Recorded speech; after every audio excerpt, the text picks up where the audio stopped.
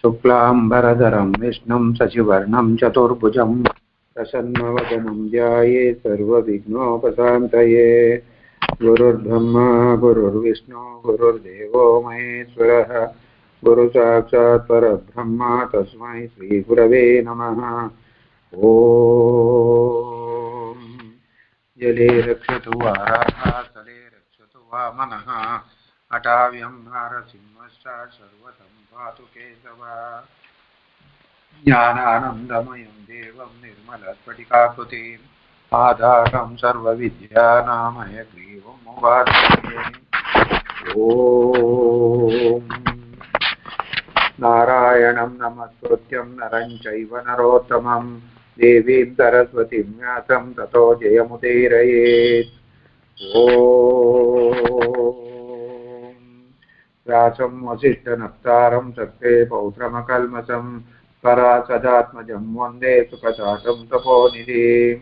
व्यासाय विष्णुरूपाय व्यासरूपाय विष्णवे नमो वै ब्रह्मनिधये वासिष्ठाय नमो नमः। अविकाराय शुद्धाय नित्याय परमात्मने तदैकरूपरूपाय विष्णवे सर्वविष्णवे शान्ताकारं भुजगशयनं पद्मनाभं सुरेशं विश्वाधारं गगनसदृशं मेघवर्णं शुभाङ्गं लक्ष्मीकान्तं कमलनयनं योगिवृद्ध्यानगम्यं वन्दे विष्णुं भौवरं सर्वलोकैकनाथम्। ॐ त्र्यम्बकं यजामहे सुवर्धनं उर्वारुकमिव बन्धनात् मृत्योर्मुक्षीयमामृतात्। ॐ त्र्यम्बकं यजामहे सुगन्धिं पुष्टिवर्धनम् उर्वारुकमिव बन्धनात् मृत्योर्मुक्षीयमामृतात्। ॐ त्र्यम्बकं यजामहे सुगन्धिं पुष्टिवर्धनम् उर्वारुकमिव बन्धनात् मृत्योर्मुक्षीयमामृतात्।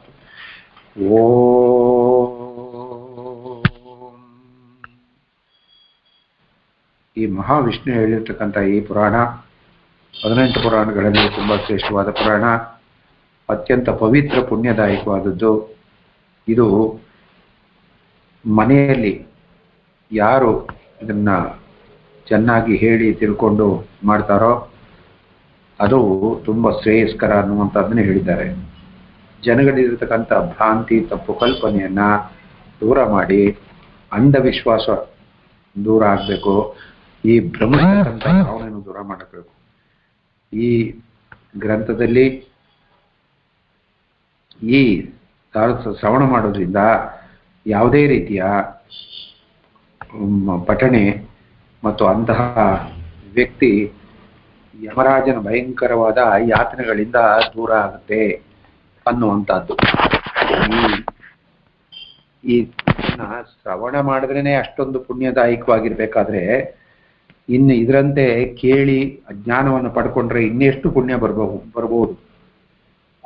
ಇದು ಶ್ರವಣರೂಪಿ ಹೌದ್ಯ ದೈಹಿಕ ಕೃತ್ಯ ಪಿತೃಗಳಿಗೆ ಮುಕ್ತಿ ಪ್ರದಾಯಿಸ್ತಕ್ಕಂಥದ್ದು. ನಮ್ಮ ತಂದೆ ತಾಯಿಗಳು ಹಿರಿಯರು ಏನಿದ್ದಾರೆ ಅವ್ರಿಗೆ ಮುಕ್ತಿ ಕೊಡಿಸ್ತಕ್ಕಂಥದ್ದು ಇದು. ಹಾಗೂ ಇಹಲೋಕದಲ್ಲಿ ಮತ್ತೆ ಪರಲೋಕದಲ್ಲಿ ಸುಖವನ್ನು ಕೊಡ್ತಕ್ಕಂಥ ಗ್ರಂಥ. ಯಾರು ಈ ಪವಿತ್ರ ಈ ಗ್ರಂಥದಲ್ಲಿ ಇರ್ತಕ್ಕಂಥ ವಿಚಾರವನ್ನು ತಿಳಿದು ಅದನ್ನು ಶ್ರವಣ ಮಾಡಿ ಮತ್ತೆ ಇನ್ನೊಬ್ಬರಿಗೆ ಆ ಜ್ಞಾನವನ್ನು ಕೊಡ್ತಾರೋ ಅವರಿಬ್ಬರು ಪಾಪದಿಂದ ಮುಕ್ತರಾಗ್ತಾರೆ. ನೋಡಿ ಎಷ್ಟೊಂದು ಅದನ್ನು ಹೇಳಿದ್ರೆ ಸಾಕು, ಅದನ್ನು ಕೇಳಿದ್ರೆ ಸಾಕು, ನಮ್ಮಲ್ಲಿರ್ತಕ್ಕಂಥ ಪಾಪದಿಂದ ಮುಕ್ತರಾಗ್ತಾರೆ ಅಂತ ಹೇಳ್ಬೇಕಾದ್ರೆ ಇದರ ಮಹತ್ವ ಎಷ್ಟಿರ್ಬೇಕು.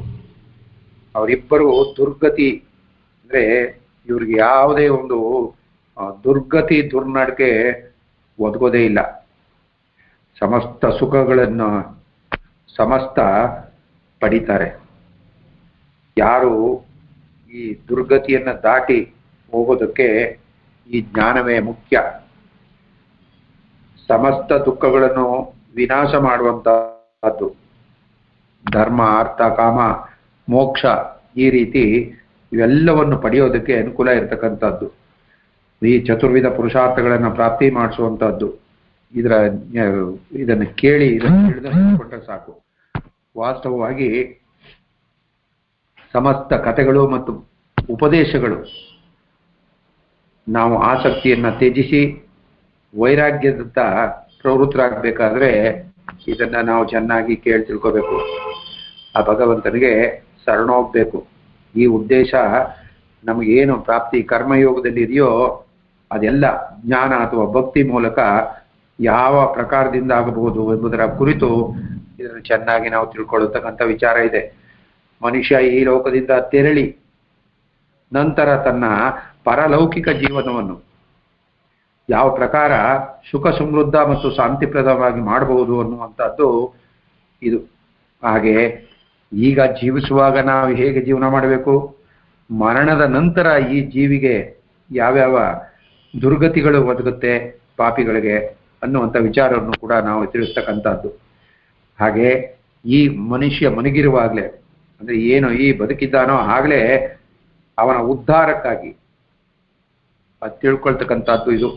ಹಾಗೆ ಇವನ ಪೌತ್ರಾದಿ ಅಂದ್ರೆ ಮಕ್ಕಳು ಮೊಮ್ಮಕ್ಕಳು ಇವರೆಲ್ಲರೂ ಈ ವಿಚಾರವನ್ನ ತಿಳಿದು ಅದರಂತೆ ನಡ್ಕೊಂಡದ್ದೇ ಆದ್ರೆ ಇದರಲ್ಲಿ ವಿವರವಾದ ವಿಚಾರಗಳಿದೆ. ಇದರ ಶ್ರವಣ ಮತ್ತು ಪಠಣೆಯಿಂದ, ಇದನ್ನು ಓದೋದ್ರಿಂದ ಮತ್ತೆ ಇದನ್ನು ಕೇಳೋದ್ರಿಂದ ಸಹಜವಾಗಿಯೇ ಪುಣ್ಯ ಲಾಭ, ಅಂತಃಕರಣ ಪರಿಶುದ್ಧ ಆಗತ್ತೆ. ಹಾಗೂ ಭಗವಂತನಲ್ಲಿ ಆಸಕ್ತಿ ಮತ್ತು ಅವನಿಗೆ ಸಂಬಂಧಪಟ್ಟಂತ ಇದರಲ್ಲಿ ನಮಗೆ ತುಂಬಾ ಆಸಕ್ತಿ ಉಂಟಾಗುತ್ತೆ. ಹಾಗೆ ಬೇಡದ ವಿಚಾರಗಳಲ್ಲಿ ನಮಗೆ ವಿರಕ್ತಿ ಬರುತ್ತೆ. ಮನುಷ್ಯನಿಗೆ ಈ ಐಹಿಕ ಜೀವನ ಈಗೇನು ನಾವು ನಡೀತಾ ಇದೀವೋ ಅದು ಮತ್ತು ಪರಲೌಕಿಕ ಹಾನಿ ಅದು ನಮ್ಗೆ ಅರ್ಥ ಆಗುತ್ತೆ. ಇದರಲ್ಲಿ ಇರ್ತಕ್ಕಂಥ ಲಾಭದ ಯಥಾರ್ಥ ಜ್ಞಾನ ಕೂಡ ನಮ್ಗಾಗತ್ತೆ. ಅದರ ಅನುಸಾರ ಜೀವನದಲ್ಲಿ ಯಾವ ಕರ್ತವ್ಯವನ್ನು ಮಾಡಬೇಕು, ಯಾವ ಕರ್ತವ್ಯವನ್ನು ಮಾಡಬಾರದು ಅನ್ನುವಂಥದ್ದನ್ನು ನಿಶ್ಚಯಿಸೋದಕ್ಕೆ ನಮಗೆ ಜ್ಞಾನವನ್ನು ಕೊಡುತ್ತೆ. ಇದು ನಮ್ಮ ಮಕ್ಕಳಿಗೆ, ನಮ್ಮ ಮೊಮ್ಮಕ್ಕಳು, ಕುಟುಂಬದ ಜನರ ಪಾರಮಾರ್ಥಿಕ ಅವಶ್ಯಕತೆ. ಇದೆಲ್ಲರೂ ಕೂಡ ಓದಲೇಬೇಕಾಗಿರ್ತಕ್ಕಂಥದ್ದು. ಅವರ ಕರ್ತವ್ಯ ಏನು ಅನ್ನುವಂಥ ಪರಿಜ್ಞಾನ ಇದರಲ್ಲಿ ಬರುತ್ತೆ. ಈ ಗ್ರಂಥ ಅತ್ಯಧಿಕ ಸ್ವೀಕಾರಯೋಗ್ಯ, ಎಲ್ಲರೂ ಕೂಡ ಓದಲೇಬೇಕಾದಂಥದ್ದು, ತಿಳಿಲೇಬೇಕಾದಂಥ ವಿಚಾರಗಳನ್ನ ಆ ಮಹಾವಿಷ್ಣು ಗರುಡನನ್ನ ನೆವ ಮಾಡಿಕೊಂಡು, ಗರುಡನನ್ನ ನಿಮಿತ್ತ ಮಾಡಿಕೊಂಡು ನಮಗೆ ಹೇಳಿದ್ದಾನೆ. ಅದೇ ಇದನ್ನ ಸರ್ವಶ್ರೇಷ್ಠರಾಗಿರ್ತಕ್ಕಂಥ ಸೂತ ಮಹರ್ಷಿಗಳು ಏನು ನೈಮಿಷಾರಣ್ಯದಲ್ಲಿ ಇರ್ತಕ್ಕಂಥ ಆ ಜ್ಞಾನಿಗಳು ಯಾರು ಋಷಿಮುನಿಗಳು ಎಲ್ಲ ಇದಾರಲ್ಲ ಅವರೆಲ್ಲ ಕೇಳಿದಂಥ ಪ್ರಶ್ನೆಗೆ ಎಲ್ಲಾ ವಿಚಾರಗಳು ಕೂಡ ಇಲ್ಲಿ ನೈಮಿಷಾರಣ್ಯದಲ್ಲೇ ನಡೆದಿರ್ತಕ್ಕಂಥದ್ದು. ಇದನ್ನ ಯಾರು ಮಾತಾಡ್ತಾ ಇರ್ತಕ್ಕಂಥದ್ದು ಎಲ್ಲವನ್ನೂ ಗೊತ್ತಿರ್ತಕ್ಕಂಥ ಸೂತ ಮಹರ್ಷಿಗಳು ಅಲ್ಲಿ ನೆರೆದಿರ್ತಕ್ಕಂಥ ಜ್ಞಾನ. ಆ ನೈಮಿಷಾರಣ್ಯನೇ ಒಂದು ಪುಣ್ಯ ಕ್ಷೇತ್ರ. ಆ ಕ್ಷೇತ್ರದಲ್ಲಿ ಇರ್ತಕ್ಕಂಥವ್ರೆಲ್ಲ ಜ್ಞಾನಿಗಳೇ. ಆ ಜ್ಞಾನಿಗಳಿಗೆ ಏನ್ ಬೇಕು ಏನ್ ಬೇಡ ಅನ್ನುವಂಥದ್ದನ್ನ ಈ ಯಥಾರ್ಥವಾಗಿ ತಿಳಿಸ್ಕೊಡ್ತಕ್ಕಂಥದ್ದು. ಒಂದು ಸಾರಿ ಅಲ್ಲಿ ನಡೀತಕ್ಕಂಥ ಯಜ್ಞಕ್ಕೆ ಸೇರಿರ್ತಕ್ಕಂಥ ಅವರೆಲ್ಲರೂ ಕೂಡ ಅವ್ರನ್ನ ಕೇಳ್ತಾರೆ, ಮನುಷ್ಯ ಬದುಕಿರುವಾಗ ಹೇಗಿರ್ಬೇಕು, ಭಗವಂತನ ಮೇಲೆ ಶ್ರದ್ಧಾಭಕ್ತಿ ಹೇಗೆ ಬರಬೇಕು ಅನ್ನುವಂಥದ್ದಕ್ಕೆ ಎಲ್ಲಾ ಪುರಾಣಗಳಲ್ಲೂ ವಿವರವಾಗಿ ತಿಳಿಸಿದ್ದೀರಾ. ಆದ್ರೆ ಈಗ ಮನುಷ್ಯ ಸತ್ತ ನಂತರ ಈ ಜನ್ಮವನ್ನ, ಈ ಜೀವನವನ್ನ ಕಳ್ಕೊಂಡಾದ ಮೇಲೆ ಅವನ ಜೀವ ಮುಂದಿನ ಗತಿ ಏನು ಅನ್ನೋದನ್ನು ಕೇಳ್ತಾರೆ. ಎಲ್ಲಿ ನಾವು ಈ ಪ್ರತಿಯೊಂದು ಜೀವಿನೂ ಕೂಡ ಹುಟ್ಟದ ಮೇಲೆ ಒಂದು ದಿನ ಮರಣ ಒಂದೇ ಬೇಕಾಗಿರ್ತಕ್ಕಂಥದ್ದು. ಆತ ಯಾವಾಗ ಸಮಯ ಬಂದಾಗ ಆ ಮೃತ್ಯುವಿಗೆ ಶರಣಾಗಲೇಬೇಕು. ಮೃತ್ಯುವನ್ನು ಹೊಂತಾರೋ ಅವರು ಈ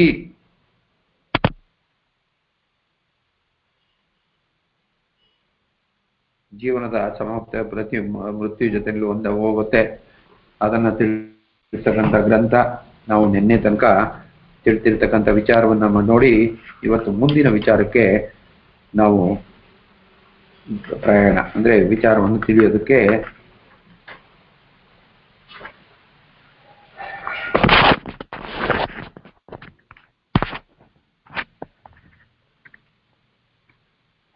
ಭಗವಾನ್ ಮಹಾವಿಷ್ಣುವು ಗರುಡನಿಗೆ ನರಕಕ್ಕೆ ಕಾರಣ ಆಗ್ತಕ್ಕಂಥ ಪಾಪಗಳನ್ನ ಹೇಳಿ ಆದ್ಮೇಲೆ ಯಾವ್ಯಾವ ನರಕದ ನಾವು ಪಾಪ ನಾವು ಮನುಷ್ಯ ಮಾಡ್ತಕ್ಕಂಥ ಅರಿದನೆ ಮಾಡ್ತಕ್ಕಂಥ ಪಾಪಗಳ ಬಗ್ಗೆ, ಆ ಪಾಪಕ್ಕೆ ತಕ್ಕ ಪ್ರಾಯಶ್ಚಿತ್ತದ ಬಗ್ಗೆ ಆದ್ಮೇಲೆ ಅದರ ಲಕ್ಷಣ ಹೇಗಿರುತ್ತೆ ಅನ್ನುವಂಥದ್ದನ್ನ ಇವತ್ತು ಮುಂದಿನ ಭಾಗದಲ್ಲಿ ತಿಳಿತಾ ಹೋಗೋಣ.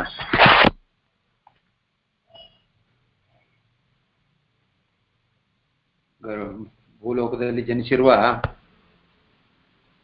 ಒಬ್ಬೊಬ್ಬರನ್ನು ನೋಡಿದಾಗ ಅವನು ಜನಿಸಿದ ರೀತಿ, ಅವನು ಬಾಳ್ವೆಯ ರೀತಿ, ಅವನು ಹೇಗೆ ಬದುಕಿದ್ದ, ಹೇಗೆ ಅವನು ನಡೆದ, ಇವುಗಳಿಂದ ಅಂತಹ ಪಾಪಿ ಇಲ್ಲದೆ ಪುಣ್ಯವಂತ ಇವೆರಡರಲ್ಲಿ ಯಾವ್ದಾದ್ರು ಒಂದು ಪಡೆದಿರಲೇಬೇಕು. ಅವನ ಅರಿವಾಗುತ್ತೆ. ಒಂದೊಂದು ಪಾಪದ ಫಲವಾಗಿ ಭೂಲೋಕದಲ್ಲಿ ದುಃಖ ಅನುಭವಿಸ್ತಾರೆ. ಗೋಹತ್ಯೆ ಮಾಡಿದವನು ಗೂನು ಬೆನ್ನನ್ನು ಹೊಂತಾನೆ. ಈಗ ನಾವು ತಿಳ್ಕೊಳ್ತಕ್ಕಂಥದ್ದು ವಿಚಾರ, ಈ ನಮ್ಮ ಎದುರುಗಡೆ ನಮ್ಮ ಈ ಜನ್ಮದಲ್ಲಿ ಎಷ್ಟೋ ಜನಗಳನ್ನ ನಾವು ಬೇರೆ ಬೇರೆ ರೀತಿ ಇರ್ತಕ್ಕಂಥವ್ರನ್ನ ನಾವು ನೋಡ್ತಾ ಇದ್ದೀವಿ. ನೋಡಿ, ಗೂನು ಬೆನ್ನು ಇರ್ತಕ್ಕಂಥವನು ಯಾರಿದಾರೋ ಅವನು ಹಿಂದಿನ ಜನ್ಮದಲ್ಲಿ ಗೋಹತ್ಯೆ ಮಾಡಿರ್ತಾನೆ. ಹಾಗೆ ಬ್ರಹ್ಮಹತ್ಯಾ ದೋಷದಿಂದ ಕುಷ್ಠರೋಗಿಯಾಗಿ ಹುಡ್ತಾನೆ. ಬ್ರಹ್ಮಹತ್ಯಾ ದೋಷ ಯಾವ್ಯಾವುದು ಅನ್ನೋದನ್ನ ನಾವು ನಿನ್ನೆ ತಾನೇ ತಿಳ್ಕೊಂಡಿದ್ದೀವಿ. ಹಾಗೆ ಆ ಬ್ರಹ್ಮಹತ್ಯಾ ದೋಷಕ್ಕೆ ಕುಷ್ಠರೋಗಿಯಾಗಿ ಹುಡ್ತಾನೆ. ಗೋಹತ್ಯೆ ಮಾಡಿದಂತ ಅವನು ಗೂನು ಬೆನ್ನಾಗಿ ಹುಡ್ತಾನೆ. ಹಾಗೆ ಕನ್ಯೆಯನ್ನು ಕೊಂದವನು, ಮದುವೆಯಾಗದೇ ಇರ್ತಕ್ಕಂಥ ಆ ಕನ್ಯಾವಸ್ಥೆನಲ್ಲಿರ್ತಕ್ಕಂಥ ಆ ಬಾಲಕಿಯನ್ನ ಕೊಂದಂತ ಅವನು ಕುಷ್ಠಬಾಧಿತರಾಗ್ತಾರೆ. ಇವರೆಲ್ಲ ಚಾಂಡಾಲರು.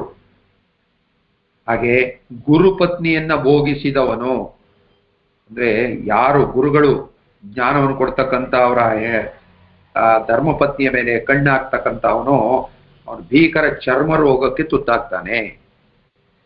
ಈಗ ನಾವೆಲ್ಲ ನೋಡಿದ್ದೀವಿ, ಗೂನು ಬೆನ್ನಾಗಿರುವಂಥವ್ರನ್ನ ನಾವು ನೋಡ್ತಿದ್ದೀವಿ ಪ್ರಪಂಚದಲ್ಲಿ. ಹಾಗೆ ಯಾರ್ಯಾರು ಕುಷ್ಠರೋಗಿಗಳನ್ನ ನೋಡ್ತೀವಿ. ಹಾಗೆ ಚರ್ಮ ರೋಗ ಅದು ನಿರಂತರ ಬಾಧಿಸ್ತಕ್ಕಂಥದ್ದು, ಅವ್ರನ್ನ ನೋಡಿದ್ದೀವಿ. ಹಾಗೆ ಸ್ತ್ರೀ ಹತ್ಯೆ, ಯಾರು ಸ್ತ್ರೀಯನ್ನ ಹತ್ಯೆ ಮಾಡ್ತಾರೋ ಹಾಗೂ ಭ್ರೂಣ ಹತ್ಯೆ ಮಾಡ್ತಾರೋ ನಪುಂಸಕರಾಗಿ ಹುಡ್ತಾರೆ. ನಾವಿಲ್ಲಿ ಪ್ರತಿಯೊಂದನ್ನು ಕೂಡ ನಾವು ಗಮನಿಸಬೇಕಾಗತ್ತೆ. ಇವರು ಮೃಷ್ಟಾನ್ನ ಭೋಜ್ಯ ವಸ್ತುಗಳನ್ನ ಮತ್ತೊಬ್ಬರಿಗೆ ಕೊಡದೆ ತಾನೇ ತಿನ್ನುವವನು ರೋಗಿಯಾಗಿ ನರಳುತ್ತಾನೆ. ಈ ರೋಗ ಬಂದು ಈ ದೀರ್ಘಕಾಲದ ರೋಗದಲ್ಲಿ ನರಳುತ್ತಾರಲ್ಲ ಅವರೆಲ್ಲ ಬೇರೆಯವ್ರಿಗೆ ಆ ಮೃಷ್ಟಾನ್ನವನ್ನ ತೋರಿಸಿ ತಾವು ಕೊಡದೆ ತಾನೇ ತಿಂದಿರ್ತಕ್ಕಂಥವ್ರಿಗೆ ಈ ಜನ್ಮ ಬರುತ್ತೆ. ಹಾಗೆ ಪುಸ್ತಕವನ್ನ ಕದಿಯುವಂಥವ್ರಿಗೆ, ಜ್ಞಾನ ಪ್ರಸಾರವಾಗಿರ್ತಕ್ಕಂಥ ಪುಸ್ತಕ ಏನಿದೆಯೋ ಅದನ್ನು ಕದಿಯುವಂಥವರು ಹುಟ್ಟು ಕುರುಡರಾಗ್ತಾರೆ. ನಮ್ಮ ಎದುರುಗಡೆ ಈಗಲೂ ಕೂಡ ನಾವು ಎಷ್ಟೋ ಜನ ಕುರುಡರನ್ನ ನೋಡಿದ್ದೀವಿ. ಅವರು ಹಿಂದಿನ ಜನ್ಮದಲ್ಲಿ ಏನಾಗಿದ್ರು ಅನ್ನುವಂಥದ್ದನ್ನ ಮಹಾವಿಷ್ಣು ಇಲ್ಲಿ ಹೇಳ್ತಾ ಇದ್ದಾನೆ. ಹಾಗೆ ನಾವು ಇಲ್ಲಿ ಈ ಜನ್ಮದಲ್ಲಿ ಈ ತಪ್ಪುಗಳನ್ನ ಮಾಡಿದ್ರೆ ಮುಂದಿನ ಜನ್ಮದಲ್ಲಿ ನಾವು ಪಾಪಿಗಳಾಗೋದು ಸತಸಿದ್ಧ ಅನ್ನುವಂಥದ್ದನ್ನ ಹೇಳ್ತಾನೆ. ಹಾಗೂ ಗುರುವನ್ನ ನಿಂದಿಸ್ತಕ್ಕಂಥವನು, ಯಾರು ಜ್ಞಾನ ಕೊಡ್ತಕ್ಕಂಥ ಗುರುವನ್ನ ನಿಂದನೆ ಮಾಡ್ತಾನೋ ಅವನು ಮೂರ್ಛೆ ರೋಗಕ್ಕೆ ಒಳಗಾಗ್ತಾನೆ. ನಾವು ಈಗ ಎಷ್ಟೋ ಜನ ಮೂರ್ಛೆ ರೋಗಗಳನ್ನ ನೋಡ್ತೀವಿ. ಹಾಗೆ ಇದೇ ಈಗ ಆ ತಪ್ಪನ್ನ ಮಾಡಿದ್ರೆ ಆ ಮೂರ್ಛೆ ರೋಗ ಅನ್ನುವಂಥದ್ದು ಕಾಯಿಲೆಗೆ ಬಲಿ ಆಗ್ತಾನೆ. ಹಾಗೆ ಸುಳ್ಳು ಸಾಕ್ಷಿ ಹೇಳುವವನು, ನಾವು ನೋಡ್ತಾ ಇದ್ದೀವಿ. ಯಾರು ಇಬ್ಬರ ಮಧ್ಯೆ ಜಗಳದಲ್ಲಿ ಒಬ್ಬ ಸಾಕ್ಷಿಯಾಗಿ ಇನ್ನೊಬ್ಬನದ್ದು ಸಾಕ್ಷಿಯಾಗಿ ಹೇಳಿದ್ರೆ ಆ ಸಾಕ್ಷಿ ಹೇಳ್ತಕ್ಕಂಥವನು ಬಾಯಿ ಇಲ್ಲದ ಮೂಕನಾಗ್ತಾನೆ. ಎಷ್ಟು ಸನ್ನೆನಲ್ಲಿ ಜೀವನ ಮಾಡ್ತಕ್ಕಂಥ ಅವ್ರ ಜನಗಳ ನೋಡಿದ್ದೀವಿ. ಅವ್ರಿಗೆ ಬಾಯೇ ಇಲ್ಲ. ಹಂಗೆ ಮಂಗಳ ಕಾರ್ಯಗಳಿಗೆ ಅಡ್ಡಿ ತರುವವನು, ಒಳ್ಳೆ ಕೆಲಸ ಮಾಡ್ತಕ್ಕಂಥ ಶುಭ ಕಾರ್ಯಗಳಿಗೆ ತೊಂದರೆ ಕೊಡ್ತಕ್ಕಂಥ ಅವನು ತುಟಿ ರಹಿತನಾಗಿ, ಕೀರ್ ದುಟಿ. ಒಂದು ತುಟಿ ನಾವು ನೋಡಿದ್ದೀವಿ, ನಾವು ಜೀವನದಲ್ಲಿ ಎಷ್ಟೋ ಜನ ನಮ್ಮ ಕಣ್ಣೆದುರುಗಡೆ ನಾವು ಅಂತ ಆ ಕೀರು ದುಟಿ ಇರ್ತಕ್ಕಂಥ ಹಾಗೆ ಜೀವನವನ್ನ ಪಡಿತಾರೆ. ಶಾಸ್ತ್ರಗಳನ್ನ ನಿಂದಿಸ್ತವನು, ಶಾಸ್ತ್ರಗಳನ್ನ ನಿಂದನೆ ಮಾಡ್ತಕ್ಕಂಥವನು ಪಾಂಡುರೋಗಿಯಾಗಿ ಹುಡ್ತಾನೆ. ಪಾಂಡುರೋಗ ಗೊತ್ತುತ್ತಾನೆ. ಯಾರು ಹೆಂಗಸರ ಸಂಪರ್ಕವನ್ನ ಮಾಡೋದಕ್ಕೆ ತಕ್ಷಣನೇ ಸಾವು ಬರುತ್ತೆ. ಆ ಪಾಂಡುಗಿದ್ದಂಥ ಆ ನಿಶಕ್ತಿಯ ರೋಗ ಬರುತ್ತೆ. ಹಾಗೆ ಪಂಕ್ತಿನಲ್ಲಿ ಭೇದ ಮಾಡ್ತಕ್ಕಂಥವನು, ಇದೆಲ್ಲ ನಾವು ಕೇಳಿದೀವಿ. ನಮ್ಗೆ ಹಿರಿಯರೆಲ್ಲ ಹೇಳ್ತಾ ಇದ್ರು, ಏನಾರು ಹಂಚುವಾಗ ಸಮವಾಗಿ ಹಂಚಬೇಕು ಅಂತ. ಒಬ್ರಿಗೆ ಜಾಸ್ತಿ, ಇವ್ರು ನಮ್ಮ ಕಡೆಯವರು, ಅವ್ರು ಬೇರೆಯವರು ಅಂತ ಪಂಕ್ತಿ ಬೇಗ ಮಾಡ್ತಕ್ಕಂಥದ್ದು ಇದೆಲ್ಲ ಅವ್ರಿಗೆ ಕಣ್ಣುಳ್ಳವನು. ಒಂದು ಕಣ್ಣು ಅಂದ್ರೆ ಒಂದೇ ಒಂದು ಕಣ್ಣು ಕಾಣಿಸುತ್ತೆ, ಇನ್ನೊಂದು ಕಣ್ಣು ಅವನಿಗೆ ಕುರುಡಾಗುತ್ತೆ. ಒಕ್ಕಣ್ಣರಾಗಿ ಬಿಡ್ತಾರೆ. ಪಂಕ್ತಿ ಭೇದ ಮಾಡ್ತಕ್ಕಂಥವನು, ಬ್ರಾಹ್ಮಣನನ್ನು ಒದ್ದವನು. ಏನಾರು ನಮಗೆ ಯಾರು ಬ್ರಾಹ್ಮಣ ಜ್ಞಾನಿಗಳಿರ್ತಾರೋ ಅವ್ರಿಗೇನಾರು ಕಾಲಿನಿಂದ ಒದ್ರೆ ಮರುಜನ್ಮದಲ್ಲಿ ಅವನಿಗೆ 2 ಕಾಲಿಲ್ಲದವನಾಗ್ತಾನೆ. ಎಷ್ಟೋ ಜನ ನಾವು ನೋಡ್ತಾ ಇದ್ದೀವಿ. ಅವರೆಲ್ಲ ಯಾತಕ್ಕೋಸ್ಕರ ಆ ಜೀವನವನ್ನ ಸಾಗಿಸ್ತಾ ಇದ್ದಾರೆ ಅಂದ್ರೆ ಆ ಹಿಂದಿನ ಜನ್ಮದಲ್ಲಿ ಮಾಡಿರ್ತಕ್ಕಂಥ ಪ್ರಾರಬ್ಧಕ್ಕೋಸ್ಕರ. ನಾವ್ ಯಾಕೀಗ ಇವೆಲ್ಲವನ್ನು ತಿಳ್ಕೊಬೇಕಾಗಿದೆ ಅಂದ್ರೆ ನಮಗೆ ಮುಂದಿನ ಜನ್ಮದಲ್ಲಿ ಯಾವುದು ಕೂಡ ನಮಗೆ ಬರಬಾರದು ಅನ್ನೋ ಎಚ್ಚರಿಕೆಗೋಸ್ಕರ. ಸುಳ್ಳನ್ನೇ ನಂಬುವವನು, ಒಳ್ಳೆ ಮಾತನ್ನು ಕೇಳದೆ ಯಾರು ಸುಳ್ಳನ್ನು ಹೇಳ್ತಾರೋ ಅಂತವ್ರ ಮಾತನ್ನ ನಂಬತಕ್ಕಂಥವನು ಮುಂದಿನ ಜನ್ಮದಲ್ಲಿ ಕಿವುಡನಾಗ್ತಾನೆ. ಅವನಿಗೆ ಕಿವಿ ಕೇಳಿಸೋದೇ ಇಲ್ಲ. ಹಾಗೆ ಗೋಮಾತೆಯನ್ನ ಕಾಲಿನಿಂದ ಒದ್ದವನು ಒಂದು ಕಾಲುಳ್ಳವನಾಗ್ತಾನೆ. ಅವನು ಒಂದು ಕಾಲೇ ಬರೋದಿಲ್ಲ ಮುಂದಿನ ಜನ್ಮದಲ್ಲಿ. ಈಗ ಒಂದೇ ಕಾಲಿನಲ್ಲಿ ತಿರುಗಾಡ್ತಕ್ಕಂಥದ್ದು ನಾವು ಜನ ನೋಡ್ತಿದ್ದೀವಿ. ಹಾಗೆ ಅನ್ಯರ ಮನೆಗೆ ಬೆಂಕಿ ಹಚ್ಚುವವನು, ಬೇರೆಯರ, ಇವೆಲ್ಲ ತುಂಬಾ ವಿವರವಾಗಿದೆ. ಬೇಕಾದಷ್ಟು ಒಂದೊಂದು ಶ್ಲೋಕದಲ್ಲಿ ಎಷ್ಟು 19,000 ಶ್ಲೋಕ ಇರ್ತಕ್ಕಂಥ ಈ ಪುರಾಣ. ಮಹಾವಿಷ್ಣು ಗರುಡನನ್ನ ನಿಮಿತ್ತ ಮಾಡಿ 19,000, 1,000, 2,000 ಅಲ್ಲ, ಅಷ್ಟು ಶ್ಲೋಕಗಳಿದೆ.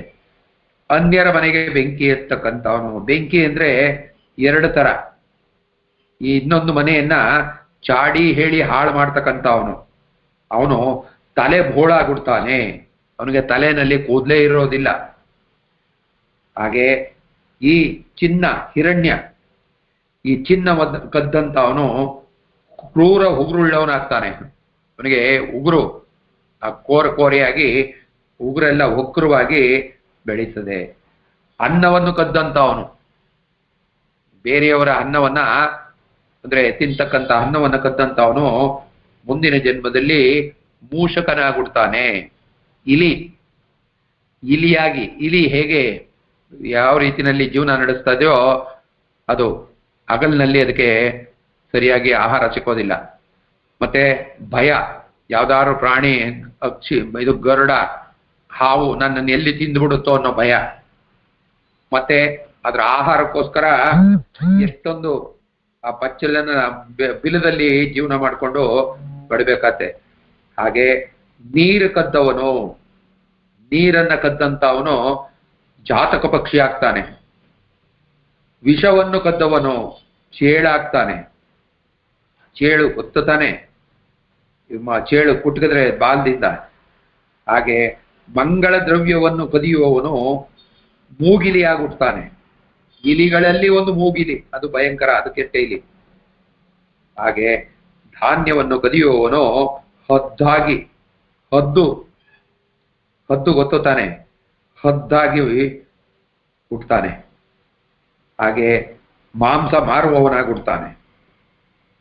ದುರದೃಷ್ಟಶಾಲಿಯಾಗಿಯೂ ಹುಡ್ತಾನೆ. ಅವನಿಗೆ ಎಷ್ಟೇ ಕೈ ಹೂಡಿದ್ರೂ ಕೂಡ ಅವನಿಗೆ ಕೈ ಹಿಡಿಯೋದಿಲ್ಲ. ಅವನು ಅದೃಷ್ಟಹೀನನಾಗ್ತಾನೆ. ಉಪ್ಪು ಕದ್ದವನು, ಉಪ್ಪು ಉಪ್ಪನ್ನ ಕಳ್ತನ ಮಾಡಬಾರ್ದು ಅಂತ ನಮ್ಮಲ್ಲಿ ಹಿಂದಲಿಂದು ಹಿರೀಕರು ಹೇಳ್ತಾ ಇದ್ರು. ಆ ಉಪ್ಪನ್ನ ಕದ್ದವನು ಇರುವೆ ಆಗಿ ಹುಟ್ಟುತ್ತಾನೆ.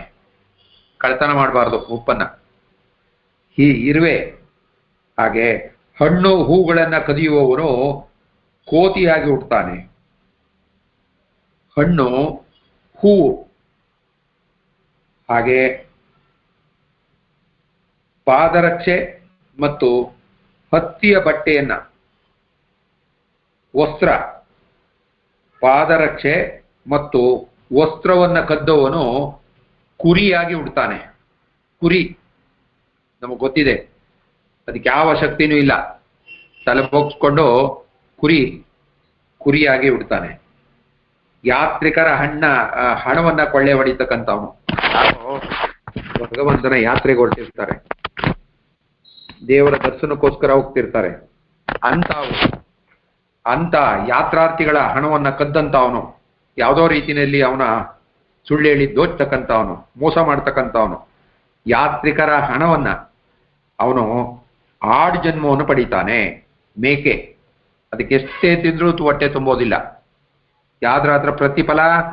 ಯಾತ್ರಿಕರು ಆ ಭಗವಂತನ ದರ್ಶನಕ್ಕೋಸ್ಕರ ಯಾತ್ರೆ ಹೋಗ್ತಕ್ಕಂಥವರ ಹಣವನ್ನ, ಅವರ ವಸ್ತುಗಳನ್ನ ಕದ್ದಂಥವನು ಮುಂದಿನ ಜನ್ಮದಲ್ಲಿ ಮೇಕೆಯಾಗುಡ್ತಾನೆ. ಹಾಗೆ ಅದು ಆತ್ಮಹತ್ಯೆ ಮಹಾಪಾಪ. ಹಾಗೆ ಆತ್ಮಹತ್ಯೆ ಮಾಡ್ಕೊಳ್ತಾನೆ. ಆತ್ಮಹತ್ಯೆ 2 ತರದ ಪಾಪಕ್ಕೆ ನಾವು ಗುರಿಯಾಗ್ತೀವಿ. ಅವನೇನ್ ಮಾಡ್ತಾನೆ ಅಂದ್ರೆ, ಆ ಹಾವು, ಮುಂದಿನ ಜನ್ಮದಲ್ಲಿ ಹಾವಿನ ಜನ್ಮವನ್ನು ಪಡಿತಾನೆ. ನಾವು ಎಷ್ಟೋ ಜನಗಳನ್ನ ನೋಡಿದ್ದೀವಿ.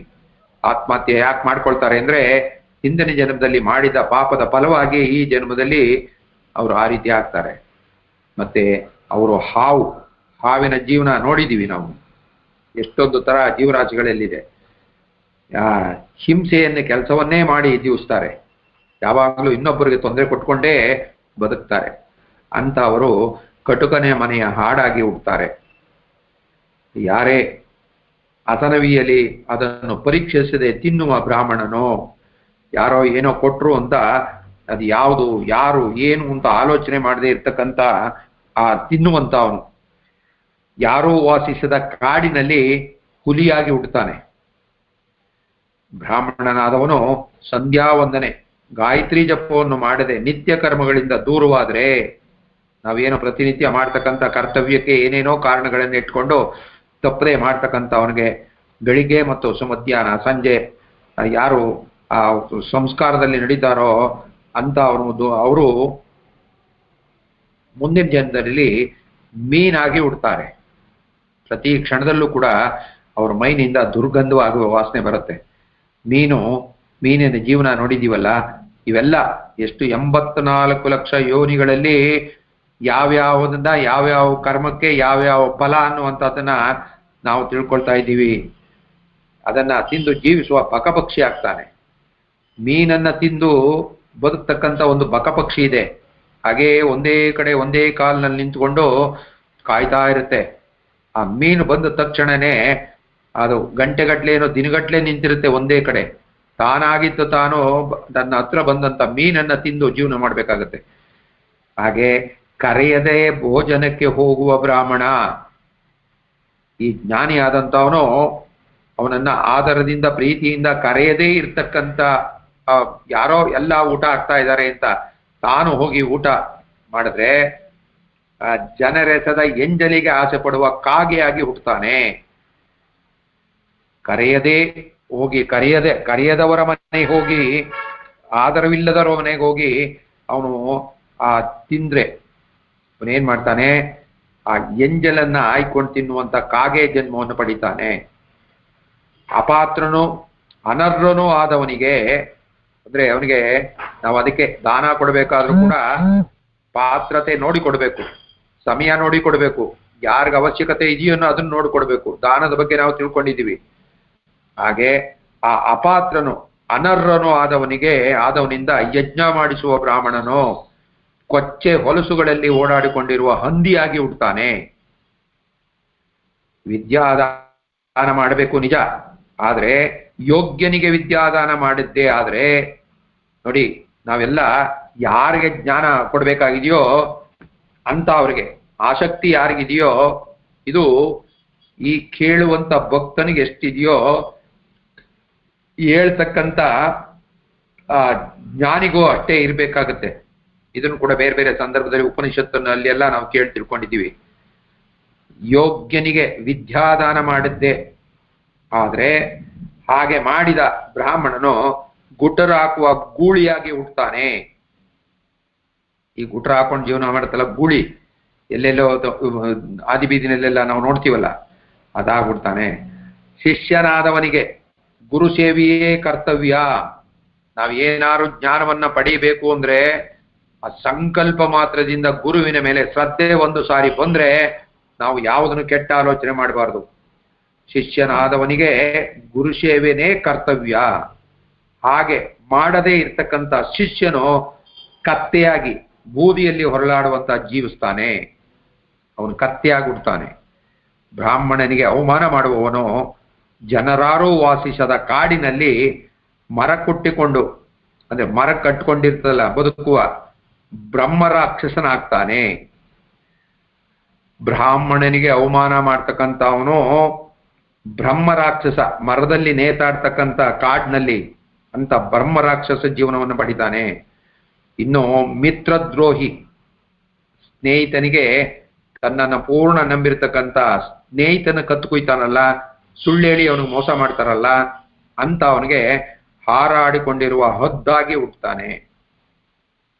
ಜನ್ಮಗಳು ಯಾವ್ಯಾವ ಶಿಕ್ಷೆಗೆ, ಯಾವ್ಯಾವ ಪಾಪಕ್ಕೆ ಯಾವ್ಯಾವ ಪ್ರತಿಫಲ ಅನ್ನುವಂಥದ್ದನ್ನ ಇಲ್ಲಿ ನಾವು ತಿಳ್ಕೊಬೇಕಾಗಿದೆ. ಹಾಗೆ ದ್ವಿಜನಿಗೆ ದಾನ ಕೊಡುವುದಾಗಿ ಹೇಳಿ, ದ್ವಿಜ ಅಂದ್ರೆ ಜ್ಞಾನಿ ಬ್ರಾಹ್ಮಣ, ಅವನಿಗೆ ನಾವು ದಾನ ಕೊಡ್ತೀನಿ ಅಂತ ಹೇಳಿ ಕೊಡದೆ ತಪ್ಪಿಸಿಕೊಂಡವನು ನರಿಯಾಗಿ ಹುಟ್ಟುತ್ತಾನೆ, ಅವತರಿಸ್ತಾನೆ. ನರಿಯ ಜನ್ಮ ಸಿಕ್ಕುತ್ತೆ. ಆಸೆ ಹುಟ್ಟಿಸಿ ನೆರವೇರಿಸಿದವನು ಅಂದ್ರೆ ಯಾರಿಗೋ ಒಂದು ಆಸೆ ತೋರಿಸಿ ಅವ್ರ ಆಸೆಯನ್ನ ನೆರವೇರಿಸ್ತಾನೆ ಇರ್ತಕ್ಕಂಥವನು. ತನ್ನ ಕೆಲಸ ಆಗೋ ತನಕ ಏನೇನೋ ಮಾತಾಡಿ ಆಸೆ ಹುಟ್ಟಿಸೋದು, ಅವನಿಗೆ ಆಸೆ ಹುಟ್ಟಿಸಿ ಮೋಸ ಮಾಡಿದಂಥ ಅವನಿಗೆ ತನ್ನ ಹೆಂಡತಿಯನ್ನು ಅನ್ಯಾಯವಾಗಿ ತ್ಯಜಿಸುವವನು. ಅಂದ್ರೆ ಯಾರ್ಯಾರಿಗೆ ಏನೇನು ಅನ್ನುವಂಥದ್ದನ್ನ ಎಷ್ಟು ಸ್ಪಷ್ಟವಾಗಿ ಭಗವಂತ ಆ ಗರುಡನ ಪ್ರಶ್ನೆಗೆ ಉತ್ತರ ಕೊಡ್ತಾ ಇದ್ದಾನೆ ನೋಡಿ. ಅನ್ಯಾಯವಾಗಿ ತ್ಯಜಿಸ್ತಕ್ಕಂಥವನು. ತನ್ನ ಹೆಂಡತಿ ತುಂಬಾ ಒಳ್ಳೆಯವಳೆ, ಸಾತ್ವಿಕಳು, ಭಗವಂತನ ಪೂಜೆ ಮಾಡ್ತಕ್ಕಂಥವಳು, ತನ್ನ ಜೀವನಕ್ಕೆ ಆಧಾರವಾಗಿರ್ತಕ್ಕಂಥವಳು. ಅವಳನ್ನ ಯಾರಾದ್ರೂ ಅನ್ಯಾಯವಾಗಿ ಅವಳನ್ನ ಬಿಟ್ಟು ಇನ್ಯಾವುದೋ ಆಕರ್ಷಣೆಗೆ ಒಳಗಾಗಿ ಎರಡನೇ ಮದುವೆ ಅಥವಾ ಇನ್ನೊಬ್ಬರ ಹತ್ರ ಸಹವಾಸ ಮಾಡ್ತಕ್ಕಂಥವನು ಚಕ್ರವಾಹಕ ಪಕ್ಷಿಯಾಗಿ ಅಲಿತಾನೆ, ಅವನಿಗೆ ಊಟನೇ ಸಿಗೋದಿಲ್ಲ. ಆ ರೀತಿ ಜನ್ಮವನ್ನು ತಳಿತಾನೆ, ಆ ಸ್ಥಿತಿಗೆ ತಲುಪ್ತಾನೆ. ಪಿತೃ ಮಾತೃ ಗುರು ನೋಡಿ, ತಂದೆ ತಾಯಿ ಮತ್ತೆ ಜ್ಞಾನವನ್ನು ಕೊಟ್ಟಂತ ಗುರು, ಇವರನ್ನ ದ್ವೇಷಿಸುವವರು ಬೆನ್ನಲ್ಲಿ ಹುಟ್ಟಿದ ತನ್ನ ತಂಗಿಯರನ್ನು ಶತ್ರುಗಳಂತೆ ಕಾಣುವವನು. ನೂರಾರು ಜನ್ಮಗಳನ್ನು ಹೊಂದುವುದರಲ್ಲದೆ ಅವರು ಭೂಮಿಯ ಮೇಲೆ ಹುಟ್ಟದೆ ಗರ್ಭದಲ್ಲಿಯೇ ಸಾಯ್ತಾರೆ. ಗರ್ಭದಲ್ಲಿಯೇ ಮುಂದಿನ ಆ ಜೀವನಕ್ಕೆ ಅವ್ರಿಗೆ ಅವಕಾಶನೇ ಇಲ್ಲ. ಇವರೆಲ್ಲ ಏನು ಈ ಅಬಾರ್ಷನ್ ಅಂತ ಮಾಡಿಕೊಂಡು ಎಲ್ಲ 6 ತಿಂಗಳು 7 ತಿಂಗಳು 8 ತಿಂಗಳಿಗೇನೆ ಗರ್ಭದಲ್ಲೇ ಸಾಯ್ತಕ್ಕಂಥ ಇವರೆಲ್ಲ ಅರ್ಧದಲ್ಲಿ ಸಾಯ್ತಾರೆ. ಯಾರ್ಯಾರು ನೋಡಿ ಸ್ಪಷ್ಟವಾಗಿ, ತಂದೆ ತಾಯಿ ಗುರು ಮತ್ತೆ ತನ್ನ ತಂಗಿ, ಇವರನ್ನ ಶತ್ರುಗಳಂತೆ ನೋಡ್ತಾರಲ್ಲ ಅವರು ನೂರಾರು ಜನ್ಮವನ್ನು ಪಡಿಬೇಕಾಗತ್ತೆ, ಒಂದೇ ಜನ್ಮ ಅಲ್ಲ. ಅವರು ಯಾರ ಈ ಭೂಮಿ ಮೇಲೆ ಭೂಮಿಗೆ ಹುಟ್ಟೋದಕ್ಕಿಂತ ಮುಂಚೆ ಗರ್ಭದಲ್ಲೇ ಅವರು ನೋವನ್ನು ಅನುಭವಿಸ್ಬೇಕಾಗತ್ತೆ. ಒಂದು ಮನೆಯ ಸೊಸೆಯಾಗಿಯೋ ಅತ್ತೆ ಮಾವಂದಿರನ್ನು ಬೊಯ್ಯುವ ಹೆಂಗಸು ತನ್ನ ಮದುವೆಯಾಗಿ ಹೋದ ಮನೆಯಲ್ಲಿರ್ತಕ್ಕಂಥ ಅತ್ತೆಯನ್ನ ವೈರಿಗಳ ರೀತಿಯಲ್ಲಿ ಇವತ್ತೇನು ನೋಡ್ತೀವೋ ಅದು ತನ್ನ ಮಗಳನ್ನ ಹೇಗೆ ನೋಡ್ಕೊಳ್ತಾಳೋ ಅದೇ ರೀತಿ ನೋಡ್ಕೋಬೇಕು ಸೊಸೆನೂ ಕೂಡ. ಒಂದು ಮನೆಯ ಸೊಸೆಯಾಗಿಯೂ ಅತ್ತೆ ಮಾವಂದಿರನ್ನ ಬೊಯ್ಯುವ ಹೆಂಗಸು ರಕ್ತ ಹೀರುವ ಜಿಗಣೆಯಾಗಿ ಬಿಡ್ತಾರೆ. ಗಂಡನನ್ನು ಹಂಗಿಸಿ ಮಾತನಾಡುವ ಹೆಂಗಸು ನೋಡಿ, ಆ ಬೇರೆ ಬೇರೆ ರೀತಿಯಲ್ಲಿ ಇನ್ಸಲ್ಟ್ ಮಾಡ್ತಾರಲ್ಲ, ಎತ್ತ ಗಂಡನನ್ನ ಬೇರೆಯವ್ರ ಎದುರುಗಡೆ ಮತ್ತೆ ತಾನು ಅವರನ್ನ ಹಂಗಿಸಿ ಮಾತಾಡ್ತಕ್ಕಂಥ ಅವರು ತಲೆ ತಿನ್ನುವ ಏನು ನಮ್ಮ ಜೀವನದಲ್ಲಿ ಅದೇ ಹೇಳ್ತೀವಲ್ಲ, ಅದಕ್ಕೇನು 4 ಜನ್ಮ. ಯಾವ ಜನ್ಮ? ಎರಡನೇದು ಶ್ವೇತಜ, ಅಂಡಜ ಅಲ್ಲ, ಶ್ವೇತಜ, ಕೊಳಕನಲ್ಲಿ ಹುಟ್ಟತಕ್ಕಂಥ ಬೆವರಿನಲ್ಲಿ ಹುಟ್ಟತಕ್ಕಂಥ ಹೇನಿನ ಜನ್ಮವನ್ನು ಪಡಿತಾರೆ. ತನಗೆ ಒಳ್ಳೆಯ ಗಂಡನಿದ್ದರೂ ಪರಪುರುಷನನ್ನ ನೋಡ್ತಕ್ಕಂಥ ಆಸೆ ಪಡ್ತಕ್ಕಂಥ ಹೆಣ್ಣು ಬಾವುಲಿಯಾಗಿ ಹುಡ್ತಾಳೆ. ಎಲ್ಲ 2 ಹೆಡೆಯ ಹೆಣ್ಣು ಆಗಿಯೋ ಹುಟ್ಟುವಳು. ಇವೆಲ್ಲ ಇಲ್ಲದೆ 2 ಹೆಡೆಯ 1 ತಲೆ ಅಲ್ಲ 2 ತಲೆ ನಾಗರಾವು ಅಂತ ಹೇಳ್ತೀವಲ್ಲ, ಹಾವಾಗಿ ಹುಟ್ಟಬೇಕಾಗತ್ತೆ, ಇಲ್ಲ ಬಾವುಲಿಯಾಗಿ ಹುಡ್ತಾಳೆ. ಇನ್ನು ವಯಸ್ಸಿಗೆ ಬಾರದವಳನ್ನ ದುರಾಸೆಯಿಂದ ಕೂಡುವವನು, ಅಂದ್ರೆ ಅದು ಸರಿಯಾದ ಸಂಸ್ಕಾರವಿಲ್ಲದೆ ಬೇರೆ ಬೇರೆ ಆಸೆ ಪಟ್ಟು ಮಾಡ್ತಕ್ಕಂಥವ್ರಿಗೆ ಆಗತ್ತೆ. ಕಾಡಿನಲ್ಲಿ ನಿಧಾನವಾಗಿ ಸಂಚರಿಸುವ ಹೆಬ್ಬಾವಾಗಿ ಹುಡ್ತಾರೆ. ಮಿತ್ರನ ಹೆಂಡತಿಯ ಶೀಲವನ್ನ ಅಪಹರಣ ಮಾಡ್ತಕ್ಕಂಥ ಅವನು ವಿಟಪುರುಷನು. ಅಂದ್ರೆ ಅಂತ ಅವನು ಯಾಕೆ ಮಾಡ್ತಾನೆ ಅಂದ್ರೆ, ಈ ರಸ್ತೆ ಪಕ್ಕದಲ್ಲಿ ಕಾಯ್ತಾರಲ್ಲ, ಈ ಮುಂದಿನ ಜನ್ಮದಲ್ಲಿ ರೋಡ್ನಲ್ಲಿ ನಿಂತ್ಕೊಂಡು ಕರೆಯತಕ್ಕಂಥ ವೇಶ್ಯೆಯಾಗಿ ಜೀವನ ಸಾಗಿಸ್ಬೇಕಾಗತ್ತೆ. ಹಾಗೆ ತನ್ನ ಗೋತ್ರದವರೇ ಆದ ಹೆಂಗಸರನ್ನು ಕೂಡುವವನು ಕಿರುಬನಾಗಿ ಹುಟ್ಟುತ್ತಾನೆ. ತಪಸ್ಸು ವ್ರತಗಳಲ್ಲಿ ನಿರತಳಾದಿ ಸಾಧ್ವಿಯನ್ನ ಅರಸಿ ಓದುವವನು, ಯಾರೋ ಪೂಜೆ ಪುನಸ್ಕಾರ ಮಾಡ್ತಕ್ಕಂಥ ಅವ್ರನ್ನ ತಪ್ಪು ದೃಷ್ಟಿಯಿಂದ ನೋಡ್ತಕ್ಕಂಥವ್ರು, ಅವ್ರು ಏನ್ ಮಾಡ್ತಾರೆ, ಪಿಸಾಚಿಯಾಗಿ ಹುಡ್ತಾನೆ. ದೇವರ ಪೂಜೆ ಮಾಡುವವನು ಯಾವ ಸಂಪಾದನೆ ಉದ್ದೇಶವೂ ಇರದೆ ಭಕ್ತಿಯಿಂದ ಮಾಡಬೇಕಷ್ಟೇ. ಏನೇನೋ ದುರಾಸೆ ಇಟ್ಕೊಂಡು ಬೇರೆ ಬೇರೆ ಕಾರಣಕ್ಕೋಸ್ಕರ ಮಾಡ್ತಕ್ಕಂಥವ್ರಿಗೆ. ಆದ್ರೆ ಹಣ ಸಂಪಾದನೆಗಾಗಿ ದೇವರ ಪೂಜೆ ಮಾಡುವವನು ಸತ್ತ ನಂತರ ಘೋರ ನರಕವನ್ನು ಅನುಭವಿಸ್ತಾನೆ. ನೋಡಿ, ಬರೀ ಹಣಕ್ಕೋಸ್ಕರನೇ ದೇವರ ಪೂಜೆ ಮಾಡ್ತಕ್ಕಂಥವನು. ನಮಗೆ ಮುಕ್ತಿ ಬೇಕು, ಭಗವಂತ ಸನ್ಮಾರ್ಗ ತೋರಿಸು, ಧರ್ಮದ ಮಾರ್ಗ ತೋರಿಸು ಅಂತ ಹೇಳಿದೆ ಜೀವನ ಮಾಡ್ದಾನೆ ಬರೀ ಹಣ ಸಂಪಾದನೆಗೋಸ್ಕರನೇ ದೇವರ ಪೂಜೆ ಮಾಡ್ತಕ್ಕಂಥವನು ಸತ್ತ ನಂತರ ಘೋರ ನರಕವನ್ನು ಅನುಭವಿಸ್ತಾನೆ ಆ ಭೂಮಿಯಲ್ಲಿ. ಅದಷ್ಟೇ ಅಂತಲ್ಲ, ಈ ಕೋಳಿ ಇದೆಯಲ್ಲ, ಕೋಳಿ ಜನ್ಮವನ್ನು ಪಾಡ್ತಾನೆ. ಬ್ರಹ್ಮಜ್ಞಾನಿಯ ಸಂಪಾದನೆಯನ್ನು ಭೋಗಿಸುವವನು, ಬ್ರಹ್ಮಜ್ಞಾನಿಯ ಯಾರೋ ಸಂಪಾದನೆ ಮಾಡದಂತ ಹಣಕ್ಕೆ ಆಸೆಪಟ್ಟು ಈ ಬ್ರಾಹ್ಮಣರ ಸ್ವತ್ತವನ್ನ ಪಡಿತಕ್ಕಂಥವನು 7 ತಲೆಮಾರುಗಳ ಕಾಲ ಪಾಪವನ್ನ ಹೊತ್ತುಕೊಂಡು ಸಾಯ್ತಾನೆ. ಅಷ್ಟು ಬೇಗ ಅದು ಕರಗೋದಿಲ್ಲ.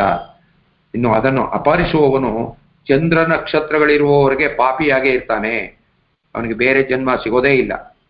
ಬ್ರಹ್ಮಜ್ಞಾನಿಯ ಸ್ವತ್ತನ್ನು ಅಪಹರಿಸಿ ಯಾರೂ ಜೀರ್ಣಿಸಿಕೊಳ್ಳೋದಕ್ಕಾಗೋದಿಲ್ಲ. ಬ್ರಹ್ಮಜ್ಞಾನಿಯ ಸ್ವತ್ತನ್ನ ಅಪಹರಿಸ್ಕೊಂಡು ಹೋದ್ರೆ ಅದರಿಂದ 1 ಪೈಸಾ ಅದರಿಂದ ಭೋಗಿಸೋಕೆ ಸುಖ ಕೊಡೋದಿಲ್ಲ. ಅಂತವನ ವಂಶವೇ ನಷ್ಟವಾಗಿ ಹೋಗುತ್ತೆ. ಅವನು ಮಾತ್ರ ಅಲ್ಲ, ಅವನ ಇಡೀ ವಂಶ. ನಾವು ಎಷ್ಟೋ ಸಂಸ್ಕಾರಗಳನ್ನ ಮನೆಗಳನ್ನ ನೋಡಿದ್ದೀವಿ. ಆ ರೀತಿಯಲ್ಲಿ ಅವರು 7 ಜನ್ಮದಾದ್ರೂ ಕೂಡ ಅವರು ಮೇಲೆ ಬರೋಕ್ಕಾಗೋದಿಲ್ಲ. ಬ್ರಾಹ್ಮಣನನ್ನ ಅಗೌರವದಿಂದ ಕಂಡರೆ ಕುರುಡನು ಭಿಕ್ಷುಕನಾಗಿ ಹುಟ್ಟಬೇಕಾಗತ್ತೆ. ಅದು ಆ ಗರುಡ ಹೇಳ್ತಕ್ಕಂಥ ತತ್ವದ ಶ್ಲೋಕಾರ್ಥವಾಗಿ ತುಂಬಾ ವಿವರವಾಗಿದೆ. ಆದ್ರೆ ಸರಳವಾಗಿ ನೇರವಾಗಿ ಇರ್ತಕ್ಕಂಥ ಪಾಯಿಂಟ್ಗಳು ಮಾತ್ರ ನಾವಿವತ್ತು ಗಮನಿಸ್ತಾ ಇರ್ತಕ್ಕಂಥದ್ದು.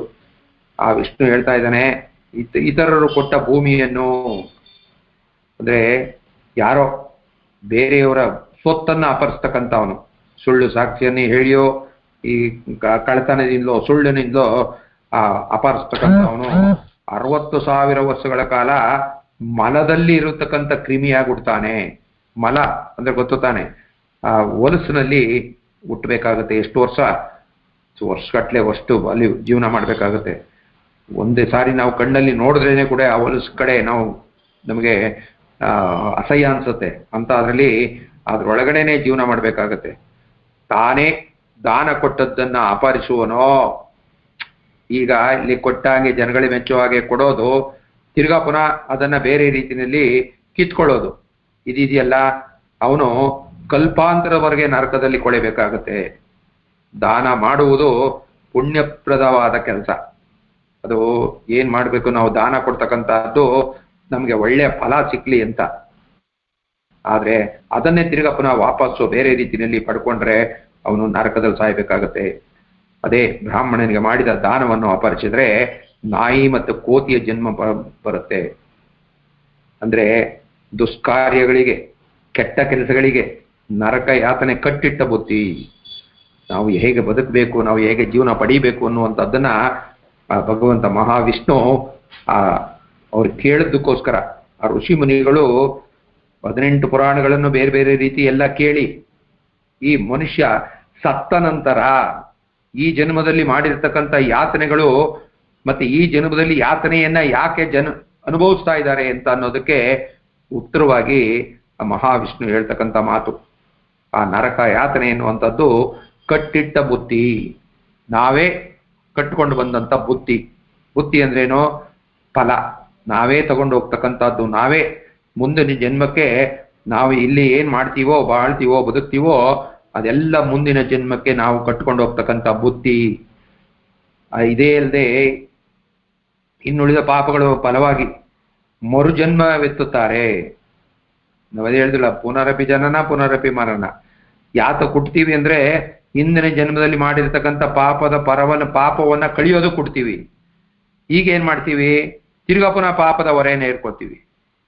ಈ ಮನುಷ್ಯ ಜನ್ಮ ಸಿಕ್ಕಿರುವಾಗ ಅದನ್ನ ಕಳ್ಕೊಳ್ಳಿಕ್ಕೆ ನಾವು ಜನ್ಮಾಂತರದ ಪಾಪಗಳೆಲ್ಲವನ್ನು ಕಳ್ಕೊಳ್ಳೋದಕ್ಕೋಸ್ಕರ ಭಗವಂತ ನಮಗೆ ಈ ಮನುಷ್ಯ ಜನ್ಮ ಅನ್ನುವಂಥ ಶ್ರೇಷ್ಠವಾದ ಜನ್ಮ, ಶ್ರೇಷ್ಠವಾದಂಥ ತಿಳುವಳಿಕೆ, ಜ್ಞಾನ, ಕೈ, ಕಾಲು, ಕಣ್ಣು, ಯೋಚನೆ ಮಾಡ್ತಕ್ಕಂಥ ಶಕ್ತಿ ಎಲ್ಲವನ್ನು ಕೊಟ್ಟಿರ್ತಕ್ಕಂಥದ್ದು ನೀನು ಉದ್ಧಾರ ಆಗ್ಲಿ ಅಂತ. ಆದ್ರೆ ನಾವೇನ್ ಮಾಡ್ತೀವಿ? ಇಲ್ಲಿ ತಿರ್ಗಾ ಪುನಃ ಪಾಪಗಳನ್ನೇ ಮಾಡ್ತೀವಿ. ಆ 7 ಜನ್ಮದ ಪಾಪದ ಜೊತೆಗೆ ಈ ಜನ್ಮದಲ್ಲೂ ಮಾಡ್ತಕ್ಕಂಥ ಪಾಪ ನಮ್ಮನ್ನ ಅಟ್ಟಿಸ್ಕೊಂಡು ಬರುತ್ತೆ. ಎಲ್ಲಿ ತನಕ? ಎಷ್ಟೋ ಜನ್ಮವರೆಗೂ ಕೂಡ ನರಕ ಯಾತನೆಯಲ್ಲಿ ಹುಟ್ಟೋದು ಸಾಯೋದು, ಹುಟ್ಟೋದು ಸಾಯೋದು. ಅವರವರ ಪಾಪಾನುಸಾರವಾಗಿ ವಿವಿಧ ಜನ್ಮಗಳನ್ನ ತಳಿತಾರೆ. ಎಲ್ಲರೂ ಒಂದೇ ತರ ಜನ್ಮ ಸಿಕ್ಕತ್ತೆ ಅಂತಲ್ಲ. ನಾವೀಗ ಮನುಷ್ಯರಾಗ್ಬಿಟ್ಟಿದ್ದೀವಿ, ಮನುಷ್ಯರಾಗೆ ಇನ್ನೊಂದು ಜನ್ಮನ ಪಡಿತೀವಿ ಅನ್ನೋ ಗ್ಯಾರಂಟಿ ಇಲ್ಲ. ನಾವಿಲ್ಲಿ ಏನ್ ಮಾಡಿದ್ದೀವೋ ಭಗವದ್ಗೀತೆನಲ್ಲಿ ಹೇಳಿದೆ. ಈಗ ನೀನು ಈ ಜನ್ಮದಲ್ಲಿ ಏನ್ ಮಾಡಿದ್ಯೋ, ಯಾವ ಮಾರ್ಗದಲ್ಲಿ ನಡೀತಾ ಇದೆಯೋ, ಯಾವ ಫಲವನ್ನು ಅನುಭವಿಸ್ತಾ ಇದೆಯೋ, ಮುಂದಿನ ಜನ್ಮಕ್ಕೆ ಅನುಕೂಲ ಆಗೋ ರೀತಿ ಅಂಥ ಜನ್ಮವನ್ನು ಕೊಡ್ತೇನೆ, ಅಂಥವ್ರ ಮನೆಯಲ್ಲಿ ನಿನ್ನ ಜನ್ಮ ಎತ್ತುವಾಗ ಮಾಡ್ತೇನೆ ಅಂತ ಸ್ಪಷ್ಟವಾಗಿ ಹೇಳಿದೆ. ಭಗವದ್ಗೀತೆನ ಸ್ಪಷ್ಟವಾಗಿ ಪೂರ್ಣ ಅರ್ಥ ಮಾಡ್ಕೊಂಡ್ರೆ ನಮಗೆ ಗೊತ್ತಾಗ್ಬಿಡುತ್ತೆ ಹೇಗೆ ಅಂತ ಅನ್ನುವಂಥದ್ದು. ಹಾಗೆ ನಾವು ಈ ಜನ್ಮದಲ್ಲಿ ಮಾಡಿರ್ತಕ್ಕಂಥ ಫಲ ನಿಷ್ಫಲ ಆಗೋದಿಲ್ಲ. ನಾವು ಏನು ಒಳ್ಳೇದು ಮಾಡಿದೀವೋ ಅದಕ್ಕೆ ತಕ್ಕಂತ ಮುಂದಿನ ಜನ್ಮದಲ್ಲಿ ಇನ್ನೂ ಸುಪ್ರೀಂ ಆಗಿ, ಇನ್ನೂ ಒಳ್ಳೆಯ ಅನುಕೂಲವಾದಂಥ ಜೀವನ, ಇನ್ನೂ ಸುಖ ಪಡ್ತಕ್ಕಂಥದ್ದು, ಇನ್ನೂ ಆನಂದ ಪಡ್ತಕ್ಕಂಥದ್ದು, ಇನ್ನೂ ಜ್ಞಾನ ಪಡ್ಕೊಳ್ತಕ್ಕಂಥದ್ದು, ಇನ್ನೂ ಋಷಿ ಮುನಿಗಳ ಜನ್ಮ ಪಡ್ತಕ್ಕಂಥದ್ದು ಸಿಗತ್ತೆ. ಆದ್ರೆ ಈ ಜನ್ಮದಲ್ಲಿ ನಾವು ಮಾಡಿದ್ದನ್ನ ಅದನ್ನು ಬೇರೆ ಬೇರೆ ರೀತಿಯಲ್ಲಿ ಈಗ ಏನೇನು ಹೇಳಿದ್ದಾರೆ ಈ ಪಾಪ ಕಾರ್ಯಗಳೆಲ್ಲವನ್ನು ಮಾಡಿದಂಥವ್ರು ಏನ್ ಮಾಡ್ತಾರೆ ಅಂದ್ರೆ ಡಿವೋಷನ್, ಪ್ರಮೋಷನ್ ಅಲ್ಲ, ಡಿವೋಷನ್ ಆಗ್ಬೇಕಾಗತ್ತೆ.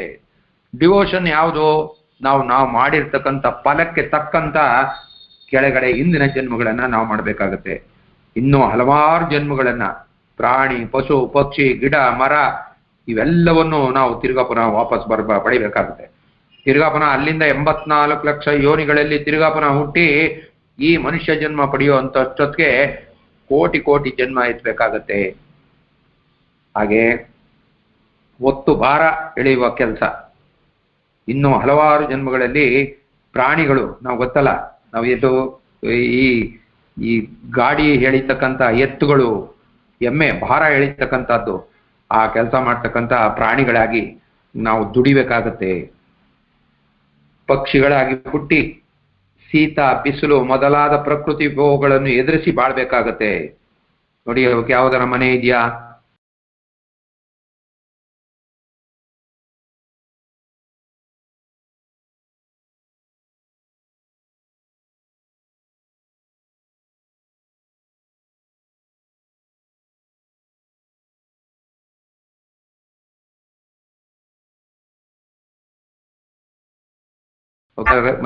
ರಕ್ಷಣೆ ಇದೆಯಾ?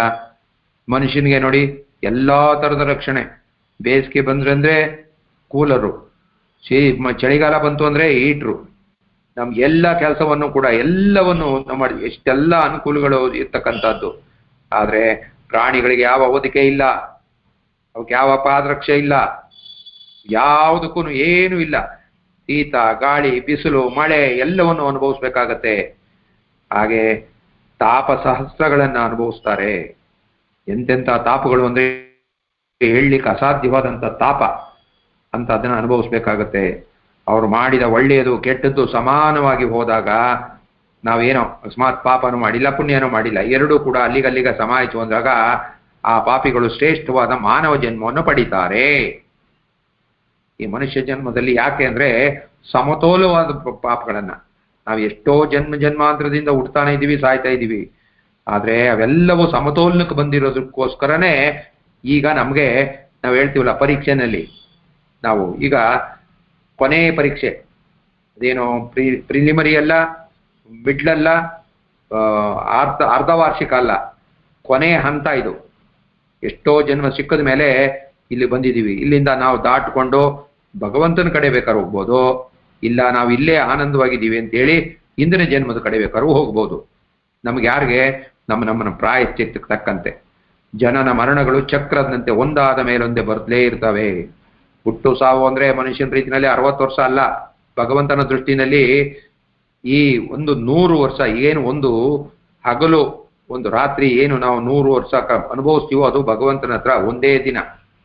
ಒಂದು ಹಗಲು ಒಂದು ರಾತ್ರಿ ಅಂದ್ರೆ ನಾವು ಒಂದು ಹಗಲಿನಲ್ಲೇ ಹುಟ್ಟಿ ಸಾಯ್ತೀವಿ, ಒಂದು ರಾತ್ರಿನಲ್ಲಿ ನಾವು ಎಷ್ಟು ಸಾರಿ ಹುಟ್ಟಿ ಸಾಯ್ತೀವೋ ಗೊತ್ತಿಲ್ಲ. ಆ ರೀತಿ ಜನ್ಮಗಳನ್ನ ತಳಿಬೇಕಾಗತ್ತೆ. ಗರ್ಭದಿಂದ ಸಾಯುವವರೆಗೂ ದುಃಖವನ್ನು ಅನುಭವಿಸ್ತಾನೆ. ಮನುಷ್ಯನಾದವನು ಅವುಗಳಿಂದ ಹೊರಬರಲು ಆಗದಂತೆ ಪಾಪಗಳ ಕಾರ್ಯಗಳನ್ನು ಮಾಡ್ತಾನೇ ಇರ್ತಾನೆ. ಅದಕ್ಕೆ ಭಗವಂತ ಸುಲಭವಾದ ಮಾರ್ಗವನ್ನ ಈ ಪ್ರಾರಂಭ ಮಾಡೋದಕ್ಕಿಂತ ಮೊದಲೇ ಹೇಳಿದ್ದಾನೆ. ಗರುಡ ಕೇಳುವಾಗಲೇ ಹೇಳ್ತಾನೆ, ಇಷ್ಟೊಂದು ಸುಲಭವಾಗಿರ್ತಕ್ಕಂಥ ಈ ಮಾನವ ಜನ್ಮವನ್ನ ಯಾಕೆ ಅನ್ಯಾಯವಾಗಿ ಅಧರ್ಮದ ಮಾರ್ಗದಲ್ಲಿ ಹೋಗಿ ಸಾಯ್ತಾ ಇದ್ದಾರೆ? ಇದು ಭಾರಿ ಸುಲಭ. ಭಗವಂತನಿಂದ ಬಂದಂಥದ್ದು, ಭಗವಂತನಿಂದ ಜ್ಞಾನ ಮಾಡ್ತೀನಿ, ಭಗವನ್ ನಾಮಸ್ಮರಣೆ ಮಾಡ್ತೀನಿ ಅಂತ ಹೇಳಿ ಈ ಸುಲಭವಾದ ಮಾರ್ಗವನ್ನು ಬಿಟ್ಟು ಈ ಕಠಿಣವಾದಂಥ ಈ ಅಧರ್ಮದ ಮಾರ್ಗವನ್ನು ಯಾಕೆ ಮಾಡ್ತಾರೆ? ಅವ್ರು ಕೇಳದಂಥ ಪ್ರಶ್ನೆ ಸುಲಭವಾಗಿರ್ತಕ್ಕಂಥದ್ದು. ಎಷ್ಟು ಭಗವಂತನ ನಾಮಸ್ಮರಣೆ ಎಷ್ಟು ಸುಲಭ ನೋಡಿ. ಯಾತ್ರಾ ಸ್ಥಳಗಳಿಗೆ ಹೋಗಿ ಭಗವಂತನ ಅರ್ಚನೆ ಮಾಡ್ಕೊಳ್ತಕ್ಕಂಥದ್ದು ಎಷ್ಟು ಸುಲಭ ನೋಡಿ. ಈ ಸುಲಭವಾದದ್ದನ್ನು ಬಿಟ್ಟು ಈ ಪಾಪ ಕಾರ್ಯಗಳನ್ನ ಮಾಡಿ ನರಕದ ಮಾರ್ಗಕ್ಕೆ ಯಾಕೆ ಹೋಗ್ತಾರೆ? ಅದಕ್ಕೆ ಕೇಳ್ತಾ ಇದ್ದಾನೆ. ಅದಕ್ಕೆ ಆ ಯಾವ್ಯಾವ ಕರ್ಮ ಮಾರ್ಗದಲ್ಲಿ ಮಾಡಬಾರ್ದ ತಪ್ಪುಗಳನ್ನು ಮಾಡಿ ಯಾವ್ಯಾವ ಕರ್ಮ ಮಾರ್ಗಗಳನ್ನ ಯಮ ಮಾರ್ಗದಲ್ಲಿ ಅನುಭವಿಸ್ಬೇಕಾಗತ್ತೆ. ಈಗ ಇರುವಾಗ ಮಾತ್ರ ಅಲ್ಲ, ಸತ್ತ ನಂತರ ಅನುಭವಿಸ್ತಕ್ಕಂಥ ಮಾರ್ಗ ಹೇಳ್ತಕ್ಕಂಥದ್ದೇ ಇದರಲ್ಲಿ 3 ಯಾವ್ಯಾವುದು ಅಂದ್ರೆ, ಒಂದು ಆಚಾರಕಾಂಡ, ಧರ್ಮಕಾಂಡ, ಬ್ರಹ್ಮಕಾಂಡ. ಈ ಆಚಾರ ವಿಚಾರಗಳಲ್ಲಿ ತಿಳ್ಕೊಳ್ತಕ್ಕಂಥದ್ದೇ ನಾವು ಜ್ಞಾನ ಭಕ್ತಿ ವೈರಾಗ್ಯವನ್ನು ಪಡ್ಕೊಳ್ತಕ್ಕಂಥದ್ದು. ಧರ್ಮಕಾಂಡ ಅಂದ್ರೆ ಪ್ರೇತಕಾಂಡ. ಸತ್ತ ಮೇಲೆ ಅವ್ರಿಗೆ ಪಿಂಡೋದಕಗಳನ್ನು ಕೊಟ್ಟು ಸತ್ತ ನಂತರ ಮಕ್ಕಳು ಆಗ್ತಕ್ಕಂಥ ಧ್ಯಾನ ಮಾಡ್ತಕ್ಕಂಥ ದಾನ ಧರ್ಮಗಳಿಂದ ಆ ಧರ್ಮ ಮಾರ್ಗದಲ್ಲಿ ಆ ಜೀವಿ ಹೋಗುವಂಗೆ ಮಾಡ್ತಕ್ಕಂಥದ್ದು. ಬ್ರಹ್ಮಕಾಂಡ ಅಂದ್ರೆ ನಾವೆಲ್ಲ ಆ ಭಗವಂತನ ಬ್ರಹ್ಮಜ್ಞಾನವನ್ನು ಪಡಿತಕ್ಕಂಥ 18 ಪುರಾಣಗಳಲ್ಲೂ ಕೂಡ ಕೇಳ್ತೀವಲ್ಲ, ಭಗವದ್ಗೀತೆ, ರಾಮಾಯಣ, ಮಹಾಭಾರತ, ಇವೆಲ್ಲ ಉಪನಿಷತ್ತು, ಈ ಬ್ರಹ್ಮಸೂತ್ರ, ಇವೆಲ್ಲವೂ ಕೂಡ ಬ್ರಹ್ಮಕಾಂಡ. ಬ್ರಹ್ಮನನ್ನ ಸೇರ್ಸ್ಲಿಕ್ಕೆ ತೋರಿಸ್ತಕ್ಕಂಥ ಮಾರ್ಗಗಳವು. ಅವೆಲ್ಲವನ್ನು ಕೂಡ ಈ ಮನುಷ್ಯ ತಿಳ್ಕೊಳ್ತಕ್ಕಂಥ ಶಕ್ತಿ ಈ ಮನುಷ್ಯನಿಗೆ ಮಾತ್ರ ಇರ್ತಕ್ಕಂಥದ್ದು. ಇಷ್ಟೆಲ್ಲ ಗೊತ್ತಿದ್ದು ತಿಳುವಳಿಕೆ ಇದ್ದು ಕೂಡ ನಾವು ಅದನ್ನು ಮಾಡಿದ್ರೆ, ಹೇಳ್ತಾ ಇದ್ದಾನೆ, ಕರ್ಮಪಾಶದಿಂದ ಬಂಧಿತರಾದ ಮನುಷ್ಯರು, ಕರ್ಮಪಾಶ ಯಾವುದು ನಮ್ಮನ್ನ ಯಾಕೆ ಮಾಡಿಸ್ತಾ ಇದೆ ಅಂದ್ರೆ, ತಪ್ಪು ಕೆಲಸಗಳನ್ನ ನಮ್ಮ ಪ್ರಾರಬ್ಧ. ನಾವು ಯಾವುದೋ ಆಸೆ ಪಟ್ಟುತ್ತಾನೆ, ನಮ್ಗೇನಾದ್ರು ಭಗವಂತನ ಹತ್ರ ನಾವು ಏನ್ ಕೇಳ್ತೀವೋ ಅದಕ್ಕೆ ತಾನೇ ಫಲ ಸಿಕ್ಕೋದು. ಹಾಗೆ ನಾವಿಲ್ಲಿ ಏನ್ ನಡ್ಕೊಳ್ತೀವೋ ಅದು ತಾನೇ ಅದ್ರ ಫಲ ಸಿಕ್ಕೋದು. ನಾವ್ ಏನನ್ನ ಸಂಕಲ್ಪ ಮಾಡ್ತೀವಿ ಅದು ತಾನೇ ಭಗವಂತ ನೆರವೇರಿಸೋದು. ಹಾಗೆ ಈ ಕರ್ಮ ಪಾಶ ಅನ್ನುವಂಥದ್ದು ನಮ್ಮನ್ನ ಬಂಧನಕ್ಕೊಳಗೆ ಮಾಡುತ್ತೆ. ಮನುಷ್ಯ ತನ್ನ ಮಾಯಿಗೆ ಒಳಗಾಗ್ತಾನೆ. ಭೂಲೋಕ, ನರಕ ಇವುಗಳನ್ನ ನೋಡ್ತಲೇ ಇರ್ತಾನೆ. ಈ ಭೂಲೋಕದಲ್ಲಿ ಈ ನರಕ ಸದೃಶವಾದದ್ದನ್ನ ನಾವು ನೋಡ್ತಾನೆ ಇದ್ದೀವಿ. ನಮ್ಮ ಕಣ್ಣೆದುರುಗಡೆ ಎಷ್ಟೋ ಜನಗಳಿಗೆ ಕೈ ಇಲ್ಲ, ಎಷ್ಟೋ ಜನಗಳಿಗೆ ಕಾಲಿಲ್ಲ, ಎಷ್ಟೋ ಜನಗಳಿಗೆ ಒಂದು ಕಣ್ಣಿಲ್ಲ, ಇನ್ನು ಎಷ್ಟೋ ಜನಗಳಿಗೆ ಎರಡೂ ಕಣ್ಣೂ ಇಲ್ಲ, ಇನ್ನು ಎಷ್ಟೋ ಜನಗಳಿಗೆ ಇನ್ನು ಏನೇನೇನೇನೋ ಇಲ್ಲ. ಅವೆಲ್ಲವನ್ನು ನಾವು ಕಣ್ಣೆ ಎದುರುಗಡೆ ನೋಡ್ತಾನೆ ಇದ್ದೀವಿ. ಯಾತಕ್ಕೆ ಅಂದ್ರೆ ಅದು ಪ್ರಾರಬ್ಧದ ಫಲ. ನಾವು ಏನನ್ನ ಅನುಭವಿಸ್ತೀವೋ ಏನ್ ಮಾಡ್ತೀವೋ. ಈಗ ನಾವೆಲ್ಲ ಚೆನ್ನಾಗಿರುವಾಗ ಯಾಕೆ ಮಾಡಬಾರ್ದು? ನಮಗೆ ಪಂಚೇಂದ್ರಿಯಗಳನ್ನು ಕೊಟ್ಟಿದ್ದಾನೆ, ಅವನ ಸರಿಯಾದ ಹಿಡಿತದಲ್ಲಿ ತಕ್ಕೊಂಡು ಅವೆಲ್ಲವನ್ನು ಈ ಉಪನಿಷತ್ತಲ್ಲಿ ಹೇಳಿರ್ತಕ್ಕಂಥ ಮಾರ್ಗದಲ್ಲಿ ಆಲೋಚನೆ ಮಾಡಿ ಈ ಆತ್ಮಜ್ಞಾನ ಅನ್ನುವಂಥ ವಿಚಾರವನ್ನ ತಿಳಿಯದೆ ನಾವು ಅಜ್ಞಾನದಿಂದ ಮಾಡಿದ ತಪ್ಪಿಗೆ ಫಲವಾಗಿ ಪಾಪ ಕರ್ಮಗಳನ್ನು ಅನುಭವಿಸಲೇಬೇಕಾಗತ್ತೆ. ಇದು ಪಾಪ ಕರ್ಮ ಪಾಶದ ರೀತಿಯಲ್ಲಿ ನಮ್ಮನ್ನೇ ಬಂಧಿಸುತ್ತೆ.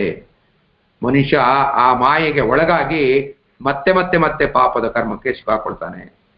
ಈ ಭೂಲೋಕ, ನರಕ ಇವುಗಳನ್ನ ನಾವು ನೋಡ್ತಾನೆ ಇದ್ದೀವಿ. ಒಮ್ಮೆ ಆದ್ರೂ ದಾನ ಧರ್ಮಾದಿಗಳನ್ನ ಮಾಡದೆ ದರಿದ್ರರಾಗಿ ಬಿಡ್ತಾರೆ. ದರಿದ್ರನಾದವನು ಸಮಯ ಸಂದರ್ಭಗಳಿಗೆ ಅನುಸಾರ ಪಾಪ ಮಾಡಿಯೇ ಮಾಡ್ತಾನೆ. ಹೊಟ್ಟೆಗಿಲ್ದವನು ಕದ್ದೆ ಕಲಿತಾನೆ. ಆದ್ರೆ ಚೆನ್ನಾಗಿರೋರೇ ಕದೀತಾರಲ್ಲ, ಒಟ್ಟಿಗಿಲ್ದೆ ಕಲಿಯುವಂಥದ್ದು ಅವನ ಕರ್ಮ. ನಾವು ಚೆನ್ನಾಗಿರೋರು ಕದಿಯೋಕೆ ಹೋದ್ರೆ ಏನ್ ಮಾಡ್ತದೆ?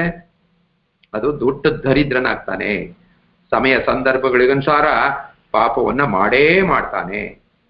ಪಾಪದ ಫಲವಾಗಿ ನರಕಕ್ಕೆ ಹೋಗೋದು ಅನಿವಾರ್ಯ, ಬೇರೆ ದಾರಿ ಇಲ್ಲ. ಮಾಡದ್ದು ಉಣ್ಣೋ ಮಾರಾಯ. ಆದ್ರೆ ಪುನಃ ಜನ್ಮವೆತ್ತಿದಾಗಲೂ ದರಿದ್ರನಾಗಿ ಅಂದರೆ ಬಡವನಾಗಿ ಜನಿಸ್ತಾನೆ. ಮತ್ತೆ ಮತ್ತೆ ನಾವು ಹೋಗ್ತಕ್ಕಂಥ ಮಾರ್ಗ, ಆಯ್ಕೆ ಮಾಡ್ಕೊಳ್ತಕ್ಕಂಥ ಮಾರ್ಗ ಸರಿ ಇಲ್ಲ ಅಂದ್ರೆ ನಾವು ಹೇಳ್ತೀವಲ್ಲ, ನೆಗೆಟಿವ್ ಥಿಂಕಿಂಗ್ ನೆಗೆಟಿವ್ನೇ. ನಾವು ಒಳ್ಳೆ ಆಲೋಚನೆ ಮಾಡಿದ್ರೆ, ಎಲ್ಲಿ ಕೆಟ್ಟವರ ಸಹವಾಸ ಮಾಡಿದ್ರೆ ಕೆಟ್ಟ ಮಾರ್ಗಕ್ಕೆ ಹೋಗ್ತೀವಿ. ಇವತ್ತೆಲ್ಲ ಹೋಗೋದಕ್ಕೆ ಒಳ್ಳೆಯವರ ಸಹವಾಸಕ್ಕೆ ಬಂದ್ರೆ ಅದು ನಮ್ಮ ಹಿಂದಿನ ಜನ್ಮದಲ್ಲಿ ಇರ್ತಕ್ಕಂಥ ಪಾಪ ಕರ್ಮಗಳನ್ನು ಭಸ್ಮ ಮಾಡ್ತಕ್ಕಂಥ ಶಕ್ತಿ ಅದರಲ್ಲಿದೆ. ಅಂದ್ರೆ ಪುನಃ ಪಾಪ ಕಾರ್ಯಗಳು ಇಲ್ಲೇ ಇರ್ತಾನೆ. ಜನನ ಮರಣ ಅನ್ನುವಂಥ ಚಕ್ರ ಅಂತವನ ವಿಷಯದಲ್ಲಿ ನಿಲ್ಲದೆ ತಿರುಗ್ತಾ ಇರುತ್ತೆ. ಪುನರಪಿ ಜನನ ಪುನರಪಿ ಮರಣ, ಹುಟ್ಟೋ ಸಾವು. ಯಾವುದು ಮನುಷ್ಯ ಮಾತ್ರ ಅಲ್ಲ, ಮನುಷ್ಯನಾಗಿ ಹುಟ್ಟೋದಿಲ್ಲ. ತಿರ್ಗಾ ಪುನಃ 84 ಲಕ್ಷ ಯೋನಿಗಳಲ್ಲಿ ಯಾವುದು ಬೇಕಾದ್ರೂ ಆಗಬಹುದು. ನಾವು ಹೇಳಿದ್ವಲ್ಲ, 4 ಮಾರ್ಗ ಇದೆ. ಅಂಡಜ, ಮೊಟ್ಟೆಯಿಂದ, ಶ್ವೇತಜ, ಬೆವರ್ನಿಂದ, ಸಗಣಿಯಿಂದ, ಉದ್ವಿಜ, ಭೂಮಿಯಿಂದ ಸೀಳ್ಕೊಂಡು ಬರ್ತಕ್ಕಂಥ ಬೀಜದ ಮುಖಾಂತರ, ಹಾಗೆ ಜರಾಯುಜ, ತಾಯಿಯ ಗರ್ಭದಲ್ಲಿ ಆ 9 ತಿಂಗಳು, ಅದರ ಸಂದರ್ಭ ಬಂದಾಗ ಇನ್ನೊಂದು ಸಾರಿ ಅದು ಬರುತ್ತೆ. ಆ ತಾಯಿಯ ಗರ್ಭದಲ್ಲಿ ಯಮ ಯಾತನೆಯನ್ನ ಅನುಭವಿಸಿ ಜೀವ ಹೊರಗಡೆಗೆ ಬಿಡುಗಡೆ ಆದ್ರೆ ಸಾಕು ಅಂತ ಅಲ್ಲಿ ಸಂಕಲ್ಪ ಮಾಡುತ್ತೆ. ಆ ಗರ್ಭದಿಂದ ಹೊರಗಡೆ ಬಂದ ಮೇಲೆ ಬೆಳೀತಾ ಬೆಳೀತಾ ಬೆಳೀತಾ ತಿರ್ಗಾ ಪುನಃ ಆ ಪಾಪ ಕರ್ಮಗಳನ್ನೇ ಮಾಡಿ ತಿರ್ಗಾ ಆ ಜನ್ಮಕ್ಕೆ ಹೋಗುತ್ತೆ. ಅದನ್ನೇ ಈ ಜನನ ಮರಣ ಅನ್ನುವಂಥ ಚಕ್ರ ಅಂತ ಅವರ ವಿಷಯದಲ್ಲಿ ನಿಲ್ಲದೇ ಅನುಭವಿಸಲೇಬೇಕಾಗತ್ತೆ. ತಾನು ಮಾಡಿದ ಕರ್ಮ ಫಲಗಳನ್ನ ಮನುಷ್ಯ ತಾನೇ ಅನುಭವಿಸ್ಬೇಕು. ಅವು ಅನುಭವಿಸದೆ ನಾಶ ಆಗೋದಿಲ್ಲ. ಪೋಸ್ಟ್ಪೋನ್ ಮಾಡ್ಬೋದಷ್ಟೇ. ಈಗ ಕಾಯಿಲೆ ಬಂದ್ರೆ ನಾವೇನ್ ಮಾಡ್ತೀವಿ, ಅದನ್ನ ಪೂರ್ಣ ವಾಸ ಮಾಡ್ಕೊಳ್ಳೋದಿಲ್ಲ. ಅದೇ ಪ್ರಾಣಿಗಳು ತಕ್ಷಣ ವಾಸ ಮಾಡ್ಕೊಳ್ತವೆ. ಮನುಷ್ಯ ಮಾತ್ರ ಅದಕ್ಕೆ ಅದು ಮರವು ಪೋಸ್ಟ್ಮನ್, ಅದನ್ನ ಮುಂದೂಡ್ಕೊಂಡು ಹೋಗ್ತೀವಿ. ಅದು ಮುಂದೂಡ್ಕೊಂಡು ಹೋದಷ್ಟು ನಮಗೆ ಜನ್ಮಗಳು ಜಾಸ್ತಿ ಪಡಿಬೇಕಾಗುತ್ತೆ. ಅದಕ್ಕೆ ಕಷ್ಟ ಬಂದಾಗ ನರಳಾಟ ಬೇಡ. ಕಷ್ಟ ಬಂದಾಗ ಭಗವಂತನ ಪ್ರಸಾದ. ಒಳ್ಳೇದು ಬಂದಾಗ ಹೇಗೆ ನಾವು ಭಗವಂತನ ನೆನೆಸ್ಕೊಂಡು ಸಂಭ್ರಮ ಪಡ್ತೀವೋ, ಕಷ್ಟ ಬಂದಾಗ್ಲೂ ಕೂಡ ಭಗವಂತನನ್ನ ನೆನೆಸ್ಕೊಂಡು ಪರಿಹಾರ ಆಗಬೇಕು. ಅದಕ್ಕೆ ಸಂಕಟ ಬಂದಾಗ ವೆಂಕಟರಮಣ ಅಂತ ಹೇಳ್ತೀವಲ್ಲ, ಹಾಗೆ ಅವನ್ನ ನಾವು ಅನುಭವಿಸಲೇಬೇಕು. ಈ ಅನುಭವಿಸಿ ಇವಾಗ ನಮ್ಮ ಹಿಂದಿನ ಜನ್ಮದಲ್ಲಿ ಸಿಕ್ಕಿರ್ತಕ್ಕಂಥ ಏನು ಪ್ರಾರಬ್ಧ ಕರ್ಮಗಳಿದೆಯೋ ಆ ಫಲ ಎಲ್ಲ ನಮ್ಮನ್ನ ಬೆನ್ನಟ್ಕೊಂಡು ಬಂದಿದೆ ಈ ಜನ್ಮದಲ್ಲಿ. ನಾವು ಇಲ್ಲಿ ಅದೆಲ್ಲವನ್ನು ತೀರಿಸ್ಬೇಕಾಗಿದೆ. ಆದ್ರೆ ಏನು ಸರಳವಾದ್ದು ಅಂದ್ರೆ ಭಗವಂತ ಹೇಳ್ತಾನೆ, ಈ ಜೀವನದಲ್ಲಿ ಈ ಪ್ರಕೃತಿನಲ್ಲಿ ನಡೀತಕ್ಕಂಥ ವಿಚಾರಗಳನ್ನ ಜ್ಞಾನದ ಮುಖಾಂತರ ಪಡ್ಕೋಬೇಕು. ಆದ್ರೆ ಏನು ಪುರಾಣ ಹರಿಕತೆ ಶ್ರವಣ ಇದೆಯಲ್ಲ ಅದನ್ನ ಕೇಳಬೇಕು, ಸತ್ಸಂಗಗಳಲ್ಲಿ ಭಾಗವಹಿಸ್ಬೇಕು, ಒಳ್ಳೆ ವಿಚಾರಗಳನ್ನ ಕೇಳಬೇಕು. ಕೇಳಿದ ಮೇಲೆ ಅದನ್ನ ಯೋಚನೆ ಮಾಡಬೇಕು, ಅದನ್ನ ಯೋಚನೆ ಮಾಡಿ ಮನನ ಮಾಡ್ಕೋಬೇಕು. ಮನನ ಮಾಡ್ಕೊಂಡಾದ ಮೇಲೆ ಅದೇ ಮಾರ್ಗದಲ್ಲಿ ನಡಿಬೇಕು. ನಡೆಯೋದು ಅಂದ್ರೇನು? ನಮ್ಮಲ್ಲಿರ್ತಕ್ಕಂಥ ವಿಚಾರಗಳನ್ನ ದಾನ ಧರ್ಮ ಮಾಡ್ತಕ್ಕಂಥದ್ದು, ಬೇರೆಯವ್ರ ಕಂಡ್ರೆ ಕರುಣೆ ಪಡ್ತಕ್ಕಂಥದ್ದು ಎಲ್ಲವನ್ನು ನಮ್ಮ ಈಗ ಕುಂತಿ ಮಹಾಭಾರತದಲ್ಲಿ ಅದಕ್ಕೆ ಹೇಳುದು, ಧರ್ಮ ಅರ್ಥ ಕಾಮ ಮೋಕ್ಷ ಎಲ್ಲವೂ ಕೂಡ ಪಡೆಯತಕ್ಕಂಥ ಉಪಕಥೆಗಳು ಬೇಕಾದಷ್ಟಿದೆ. ಎಂತೆಂಥ ಕಷ್ಟಗಳನ್ನ ನೋಡಿ, ಮದುವೆಗಿನ ಮುಂಚೆ ಮಕ್ಕಳನ್ನು ಪಡೆಯುವಂತ ತಪ್ಪು ಮಾಡ್ತಾಳೆ ಕುಂತಿ. ಅಲ್ಲಿಂದ ಶುರುವಾಗತ್ತೆ ಅವಳಿಗೆ. ಮೊದಲು ಕರ್ಣನನ್ನು ಎತ್ತಿ ಸಮುದ್ರಕ್ಕೆ ಹಾಕ್ತಾಳೆ, ಆಮೇಲೆ ಮಕ್ಕಳನ್ನು ಪಡಿತಾಳೆ. ಕಾಡಿನಲ್ಲಿ ಅಂತರ್ಪಿಚಾಟಿಯಾಗಿ ಮಕ್ಕಳನ್ನು ಕಟ್ಕೊಂಡು ಅಲಿಬೇಕಾಗತ್ತೆ. ಆ ನಂತರ ರಾಜ್ಯಕ್ಕೆ ವಾಪಸ್ ಬಂದರೂ ಕೂಡ ಎಷ್ಟೆಷ್ಟು ಕಷ್ಟಪಟ್ಟುಗಳನ್ನ ಅನುಭವಿಸ್ಬೇಕಾಗತ್ತೆ. ಹೆಜ್ಜೆಗೆ ತನ್ನ ಮಕ್ಕಳಿಗೆ ರಾಜ್ಯ ಸಿಕ್ಕಾಯ್ತು ಅಂತ ನೆಮ್ಮದಿ ಸಿಕ್ತಾ? ಆಗ್ಲೂ ಇಲ್ಲ. ಆಗ್ಲೂ ಆ ಧೃತರಾಷ್ಟ್ರನ ಒಂದು ಬಲೆಗೆ ಸಿಕ್ಕಿ ಅವಳು ಇಲ್ಲೇ ದುರ್ಯೋಧನನ ಅರಮನೆಯಲ್ಲೇ ಉಳ್ಕೋಬೇಕಾಗತ್ತೆ. ಅವರು ಆ ಮಕ್ಕಳ ಜೊತೆಲಿ ಹೋಗೋದಕ್ಕೆ ಸಾಧ್ಯ ಆಗೋದಿಲ್ಲ. ಅವರು ಸುಖವಾಗಿ ರಾಜ್ಯ ಆಳ್ತಾ ಇದ್ದಾರೆ ಅಂತ ಅಂದಾಗ್ಲೂ ಕೂಡ ಕುಂತಿದೇವಿ ಧೃತರಾಷ್ಟ್ರನ ಜೊತೆಯಲ್ಲಿ ಕಾಡಿಗೆ ಹೋಗಿ ಸೇವೆ ಮಾಡ್ಬೇಕಾಗತ್ತೆ. ಯಾರಿಗೆ? ಕಣ್ಣಿಲ್ದೆ ಕುರುಡನಾಗಿರ್ತಕ್ಕಂಥ ಯಾರು ಧೃತರಾಷ್ಟ್ರನ್ಗೆ, ಮತ್ತೆ ತನ್ನ ವಾರಗಿತ್ತಿ ಕಣ್ಣಿಗೆ ಬಟ್ಟೆ ಕೊಟ್ಕೊಂಡು ಜೀವನ ಮಾಡ್ತಾಳಲ್ಲ ಆ ಗಾಂಧಾರಿ, ಅವರಿಬ್ಬರ ಸೇವೆ ಮಾಡಿಕೊಂಡು ಕಾಡಿನಲ್ಲಿ ವಾನಪ್ರಸ್ಥಾಶ್ರಮವನ್ನು ಅನುಭವಿಸ್ಬೇಕಾಗತ್ತೆ. ಆದ್ರೂ ಕೂಡ ಅವು ಯಾವತ್ತೂ ಕೂಡ ಕಷ್ಟ ಅಂತ ಅನ್ಕೊಳ್ಳೇ ಇಲ್ಲ. ಅಷ್ಟೆಲ್ಲ ಬೆಂಕಿಯಲ್ಲಿ ಬೆಂದರೂ ಕೂಡ, ಸಂಕಟವನ್ನು ಅನುಭವಿಸಿದ್ರು ಕೂಡ ಭಗವಂತ ನನಗೆ ಮತ್ತೆ ಮತ್ತೆ ಕಷ್ಟಗಳನ್ನು ಕೊಡಪ್ಪ, ನನ್ನದು ಹಳೇದು ಏನಿದೆಯೋ ಎಲ್ಲವನ್ನು ಈ ಜನ್ಮದಲ್ಲೇ ಅನುಭವಿಸ್ತೇನೆ, ಈ ಎಲ್ಲವನ್ನು ಇಲ್ಲೇ ತಿರುಗಿಸಿ ಮುಂದಿನ ಜನ್ಮದಲ್ಲಿ ನನಗೆ ಜನ್ಮ ಅಂತೋದು ಬೇಡ, ನಿನ್ನ ಅಂದ್ರೆ ಭಗವಂತನನ್ನೇ ಸೇರ್ತೀನಿ. ಅದಕ್ಕೆ ಕಷ್ಟಗಳು ಬಂದಾಗ ಸಹಿಸ್ಕೋಬೇಕು.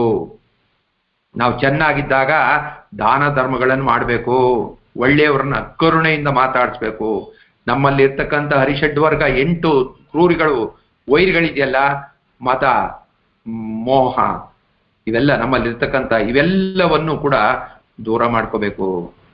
ಇವೆಲ್ಲವನ್ನು ಮೆತ್ತಿಗೆ ಅದನ್ನೇ ಇಲ್ಲಿ ಆ ವಿಷ್ಣು ಹೇಳ್ತಾ ಇದ್ದಾನೆ, ಈ ಮನುಷ್ಯ ಜನ್ಮ ತುಂಬಾ ಶ್ರೇಷ್ಠವಾದದ್ದು, ಇದನ್ನ ಹಾಳು ಮಾಡ್ಕೋಬೇಡಿ. ಇವುಗಳನ್ನ ನಾವು ಏನು ಬಂದಿದೆಯೋ ಭಗವಂತ, ನಾವೇನು ಪಡೆದಿದೆಯೋ ಅದು ಭಗವಂತ ನಮ್ಮನ್ನ ಕೊಡೋದಿಲ್ಲ. ನಾವು ಮಾಡದಂತಹದ್ದನ್ನ ನಮಗೆ ಕಷ್ಟ ಅಂತ ಕೊಡ್ತಾನೆ. ಅದನ್ನ ಸಂತೋಷದಿಂದ ಸ್ವೀಕರಿಸಿ ಅನುಭವಿಸ್ಬೇಕು. ಇದನ್ನ ಈ ಪುರಾಣದಲ್ಲಿ ಗರುಡ ಕೇಳಲಾಗಿ ವಿಷ್ಣು ಹೇಳ್ತಾನೆ. ಇದನ್ನೇ ಇಲ್ಲಿ ಸೌನಕಾದಿ ಮಹರ್ಷಿಗಳು ಕೇಳ್ತಾರೆ. ಆ ನೈಮಿಷಾರಣ್ಯದಲ್ಲಿ, ಆ ನೈಮಿಷಾರಣ್ಯ ಅನ್ನುವಂಥ ಪವಿತ್ರವಾದ ಸ್ಥಳದಲ್ಲಿ ಆ ಸೂತ ಮಹರ್ಷಿಗಳು ನಾನು ಹೇಳ್ತೀನಿ ಅಂತ ಹೇಳ್ತಾ ಇಲ್ಲ ನೋಡಿ. ಅಲ್ಲಿ ಒಂದು ನಾವು ಕಾಣಬೇಕು, ಇದನ್ನ ನಾನೇ ಹೇಳ್ತಾ ಇದ್ದೀನಿ, ಆ ಕಥೆ ನನಗೇ ಗೊತ್ತಿದೆ ಅಂತ ಸೂತ ಮಹರ್ಷಿಗಳು ಹೇಳಲಿಲ್ಲ.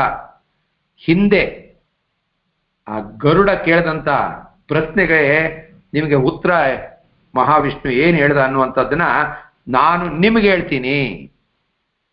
ಇವರು ಜ್ಞಾನಿಗಳು ನಾನೇ ಹೇಳ್ತಾ ಇದ್ದೀನಿ ಅಂತ ಹೇಳ್ಬೋದಾಗಿತ್ತು. ಹಾಗಾಗಿ ಇವತ್ತು ನಾವು ಅಷ್ಟೇ, ನಾವು ಈಗ ಹೇಳ್ತಾ ಇರ್ತಕ್ಕಂಥ ಈ ಭಗವಂತ ಈ ಅವಕಾಶವನ್ನು ಕೊಟ್ಟಿರ್ತಕ್ಕಂಥ, ಈ ಸಮಯ ಸಂದರ್ಭವನ್ನು ಒದಗಿಸ್ಕೊಟ್ಟಿರ್ತಕ್ಕಂಥ ಪರಮಾತ್ಮನೇ ಇದೆಲ್ಲದಕ್ಕೂ ನಿಮಿತ್ತ ಕಾರಣ.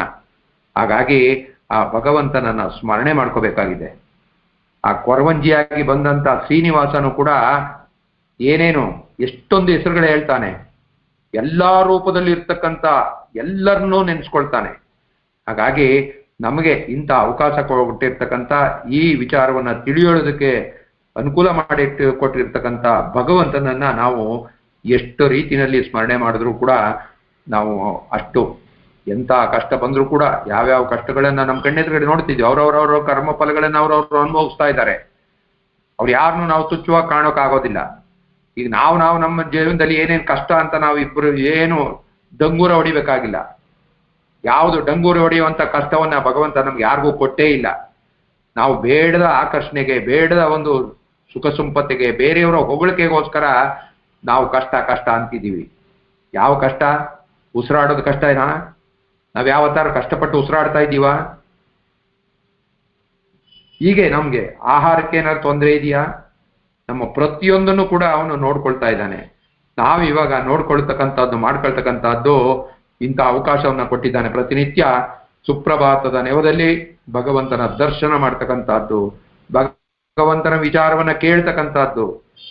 ಅದೇ ಅವಕಾಶವನ್ನ ಇವತ್ತು ಹೇಗೆ ಬದುಕಬೇಕು, ಹೇಗೆ ಬಾಳ್ಬೇಕು, ಯಾವಾಗ ಕಷ್ಟ ಬಂದ್ರೆ ನಾವು ಗೊಣಗಬಾರದು, ನಾವು ಬಂದದ್ದೆಲ್ಲವನ್ನು ಅನುಭವಿಸಿ ಈ ಜನ್ಮದಲ್ಲಿ ಎಲ್ಲನೂ ತೀರಿಸಿ ನಾವು ಹೊತ್ಕೊಂಡು ಬಂದಿರ್ತಕ್ಕಂಥ ಏನು ಸೂಕ್ಷ್ಮವಾದ ಭಾರ ಇದೆಯೋ ಅದೆಲ್ಲವನ್ನು ಈ ಜನ್ಮದಲ್ಲೇ ಅನುಭವಿಸಿ ಆ ಜ್ಞಾನವನ್ನು ಪಡೆದು ತಿಳುವಳಿಕೆಯನ್ನ ಪಡೆದು ನಾವು ಮುಕ್ತರಾಗೋಣ. ಆ ಮುಕ್ತಿಯನ್ನು ಕೊಡ್ತಕ್ಕಂಥದ್ದೇ ಧರ್ಮ, ಅರ್ಥ, ಕಾಮ, ಮೋಕ್ಷ. ಇವು ಮಾರ್ಗ. ಈ ಮಾರ್ಗ ಬಿಟ್ರೆ ಭಗವಂತನ ಸೇರ್ಲಿಕ್ಕೆ ಬೇರೆ ಮಾರ್ಗ ಇಲ್ಲ. ನಾವೆಲ್ಲ ಏನೇನೋ ಅನ್ಕೊಂಡ್ಬಿಟ್ಟಿದ್ದೀವಿ, ಯಾವ ಮಾರ್ಗನೂ ಇಲ್ಲ. ಈ ಮಾರ್ಗ ಭಗವಂತನು ಹೋಗ್ಲಿಕ್ಕೆ 4 ದ್ವಾರ. ನಾವೆಲ್ಲ ಈ ದಕ್ಷಿಣ ದ್ವಾರದಲ್ಲಿ ಹೋಗೋದನ್ನ ತಪ್ಪಿಸ್ಕೋಬೇಕಾಗಿದೆ. ದಕ್ಷಿಣ ದ್ವಾರದಲ್ಲಿ ಹೋದಂತ ಅವರು ಯಮಪಾಸಕ್ಕೆ ಸಿಕ್ಕಿ ಆ ಯಮ ಮಾರ್ಗದಲ್ಲಿ ಪಡ್ತಕ್ಕಂಥ ನರಕ ಅದನ್ನ ಅನುಭವಿಸ್ಬೇಕಾಗತ್ತೆ. ಅದು ಬಿಟ್ಟು ಬೇರೆ ಅನ್ಯ ಮಾರ್ಗಗಳಲ್ಲಿ ನಾವು ಭಗವಂತನ ಹತ್ರ ಸೇರ್ಬೇಕಾಗಿದೆ. ಅದನ್ನೇ ಧರ್ಮದ ರೀತಿಯಲ್ಲಿ ಸಂಪಾದನೆ ಮಾಡಿ, ಅರ್ಥ ಹಣವನ್ನು ಸಂಪಾದನೆ ಮಾಡಿ, ಕಾಮ ನಮ್ಮ ಆಸೆ ಆಕಾಂಕ್ಷೆಗಳನ್ನ ತೀರಿಸ್ಕೊಂಡು ಬೇರೆಯವ್ರಿಗೂ ಕೂಡ ಅದರಿಂದ ನಾವು ಸಹಾಯ ಮಾಡ್ತಾ ಮೋಕ್ಷವನ್ನ ಪಡೀತಕ್ಕಂಥದ್ದು. ಇದು ಎಲ್ಲರಿಗೂ ಅವಕಾಶ ಇದೆ. ಎಲ್ಲರೂ ಉದ್ಧಾರ ಆಗ್ತಕ್ಕಂಥ ದಾರಿ. ಈ ದಾರಿಯನ್ನ ತಿಳಿಸ್ತಕ್ಕಂಥ ವಿಚಾರವನ್ನ ನಮಗೆ ಭಗವಂತ ಕರುಣಿಸಿದ್ದಾನೆ. ಅವನಿಗೆ ಎಷ್ಟು ಕೋಟಿ ಕೋಟಿ ಹೇಳಿದ್ರು ಕೂಡ ಸಾಲೋದಿಲ್ಲ. ನಾವು ಬೆಳಿಗ್ಗೆ ತಾನು ಹೇಳಿದಾಗೆ ನಾವು ಗೊತ್ತಿಲ್ಲದೆ ಮಾಡಿದಂಥ ಪಾಪಕ್ಕೆ ಭಗವಂತ ಎಕ್ಸಾಮ್ಷನ್ ಇದೆ. ಗೊತ್ತಿಲ್ಲದೆ ಮಾಡ್ತಕ್ಕಂಥದ್ದು ಯಾವುದು? ಎಷ್ಟು ವರ್ಷದವರೆಗೆ? ನಾವು ಬಾಲ್ಯಾವಸ್ಥೆನಲ್ಲಿ ತಿಳುವಳಿಕೆ ಇಲ್ಲದೆ ಇರುವಾಗ ಮಾಡಿದಂಥ ತಪ್ಪಿಗೆ ಕಡಿಮೆ ಶಿಕ್ಷೆ. ಆ ನಂತರ ನಾನು ಗೊತ್ತಿಲ್ಲದೆ ಮಾಡಿದೆ ಅಂತ ಹೇಳಲಿಕ್ಕೆ ಆಗೋದಿಲ್ಲ. ಯಾಕೆ ಗೊತ್ತು ಮಾಡ್ಕೊಳ್ಳಿಲ್ಲ ನೀನು? ನಿನಗೆಲ್ಲ ಅವಕಾಶಗಳನ್ನು ಕೊಟ್ಟಾಗಿಯೂ ಕೂಡ ನೀನು ಅದರಂತೆ ಆ ತಿಳುವಳಿಕೆ ಆ ಜ್ಞಾನವನ್ನ ಪಡೀಲಿಲ್ಲ, ಪುರಾಣ ಕಥೆಗಳನ್ನು ಕೇಳಲಿಲ್ಲ, ಸತ್ಸಂಗಕ್ಕೆ ಹೋಗ್ಲಿಲ್ಲ, ಒಳ್ಳೆಯ ವಿಚಾರಗಳನ್ನ ಕೇಳಿಸ್ಕೊಳ್ಳಿಲ್ಲ, ಕೇಳದ್ದನ್ನ ನೀನು ಆಲೋಚನೆ ಮಾಡಲಿಲ್ಲ. ಅದು ಯಾರು ಹೊಣೆ? ಅದೆಲ್ಲ ನಮ್ಮ ತಪ್ಪು. ನಮ್ಮ ತಪ್ಪನ್ನ ಬೇರೆಯವ್ರ ಮೇಲೆ ಹಾಕಿದ್ರೆ, ಭಗವಂತನ ಮೇಲೆ ಹಾಕಿದ್ರೆ ಅದನ್ನ ಹೊರಲಿಕ್ಕೆ ಅದನ್ನ ಕೇಳಲಿಕ್ಕೆ ಅವನು ತಯಾರಿಲ್ಲ. ಹಾಗಾಗಿ ನಮ್ಮ ಜೀವನವನ್ನ ಸುಗಮ ಮಾಡ್ಕೊಳ್ಳಿಕ್ಕೆ ಅವನು ಹೇಳಿರ್ತಕ್ಕಂಥ ಇನ್ನೂ ತುಂಬಾ ವಿಶೇಷವಾದ ಜ್ಞಾನವನ್ನ ಹೇಳ್ತಾ ಹೋಗ್ತಾನೆ. ಅದನ್ನು ಕೂಡ ನಾವು ಭಗವಂತ ಕೊಟ್ಟಿರ್ತಕ್ಕಂಥ ಅವಕಾಶನ ಉಪಯೋಗಿಸ್ಕೊಂಡು ತಿಳಿತಾ ಹೋಗೋಣ ಅಂತೇಳಿ ಇವತ್ತಿನ ಈ ವಿಚಾರವನ್ನ ಇಲ್ಲಿಗೆ ಮುಕ್ತಾಯ ಮಾಡೋಣ. ಹರೇ ಶ್ರೀನಿವಾಸ.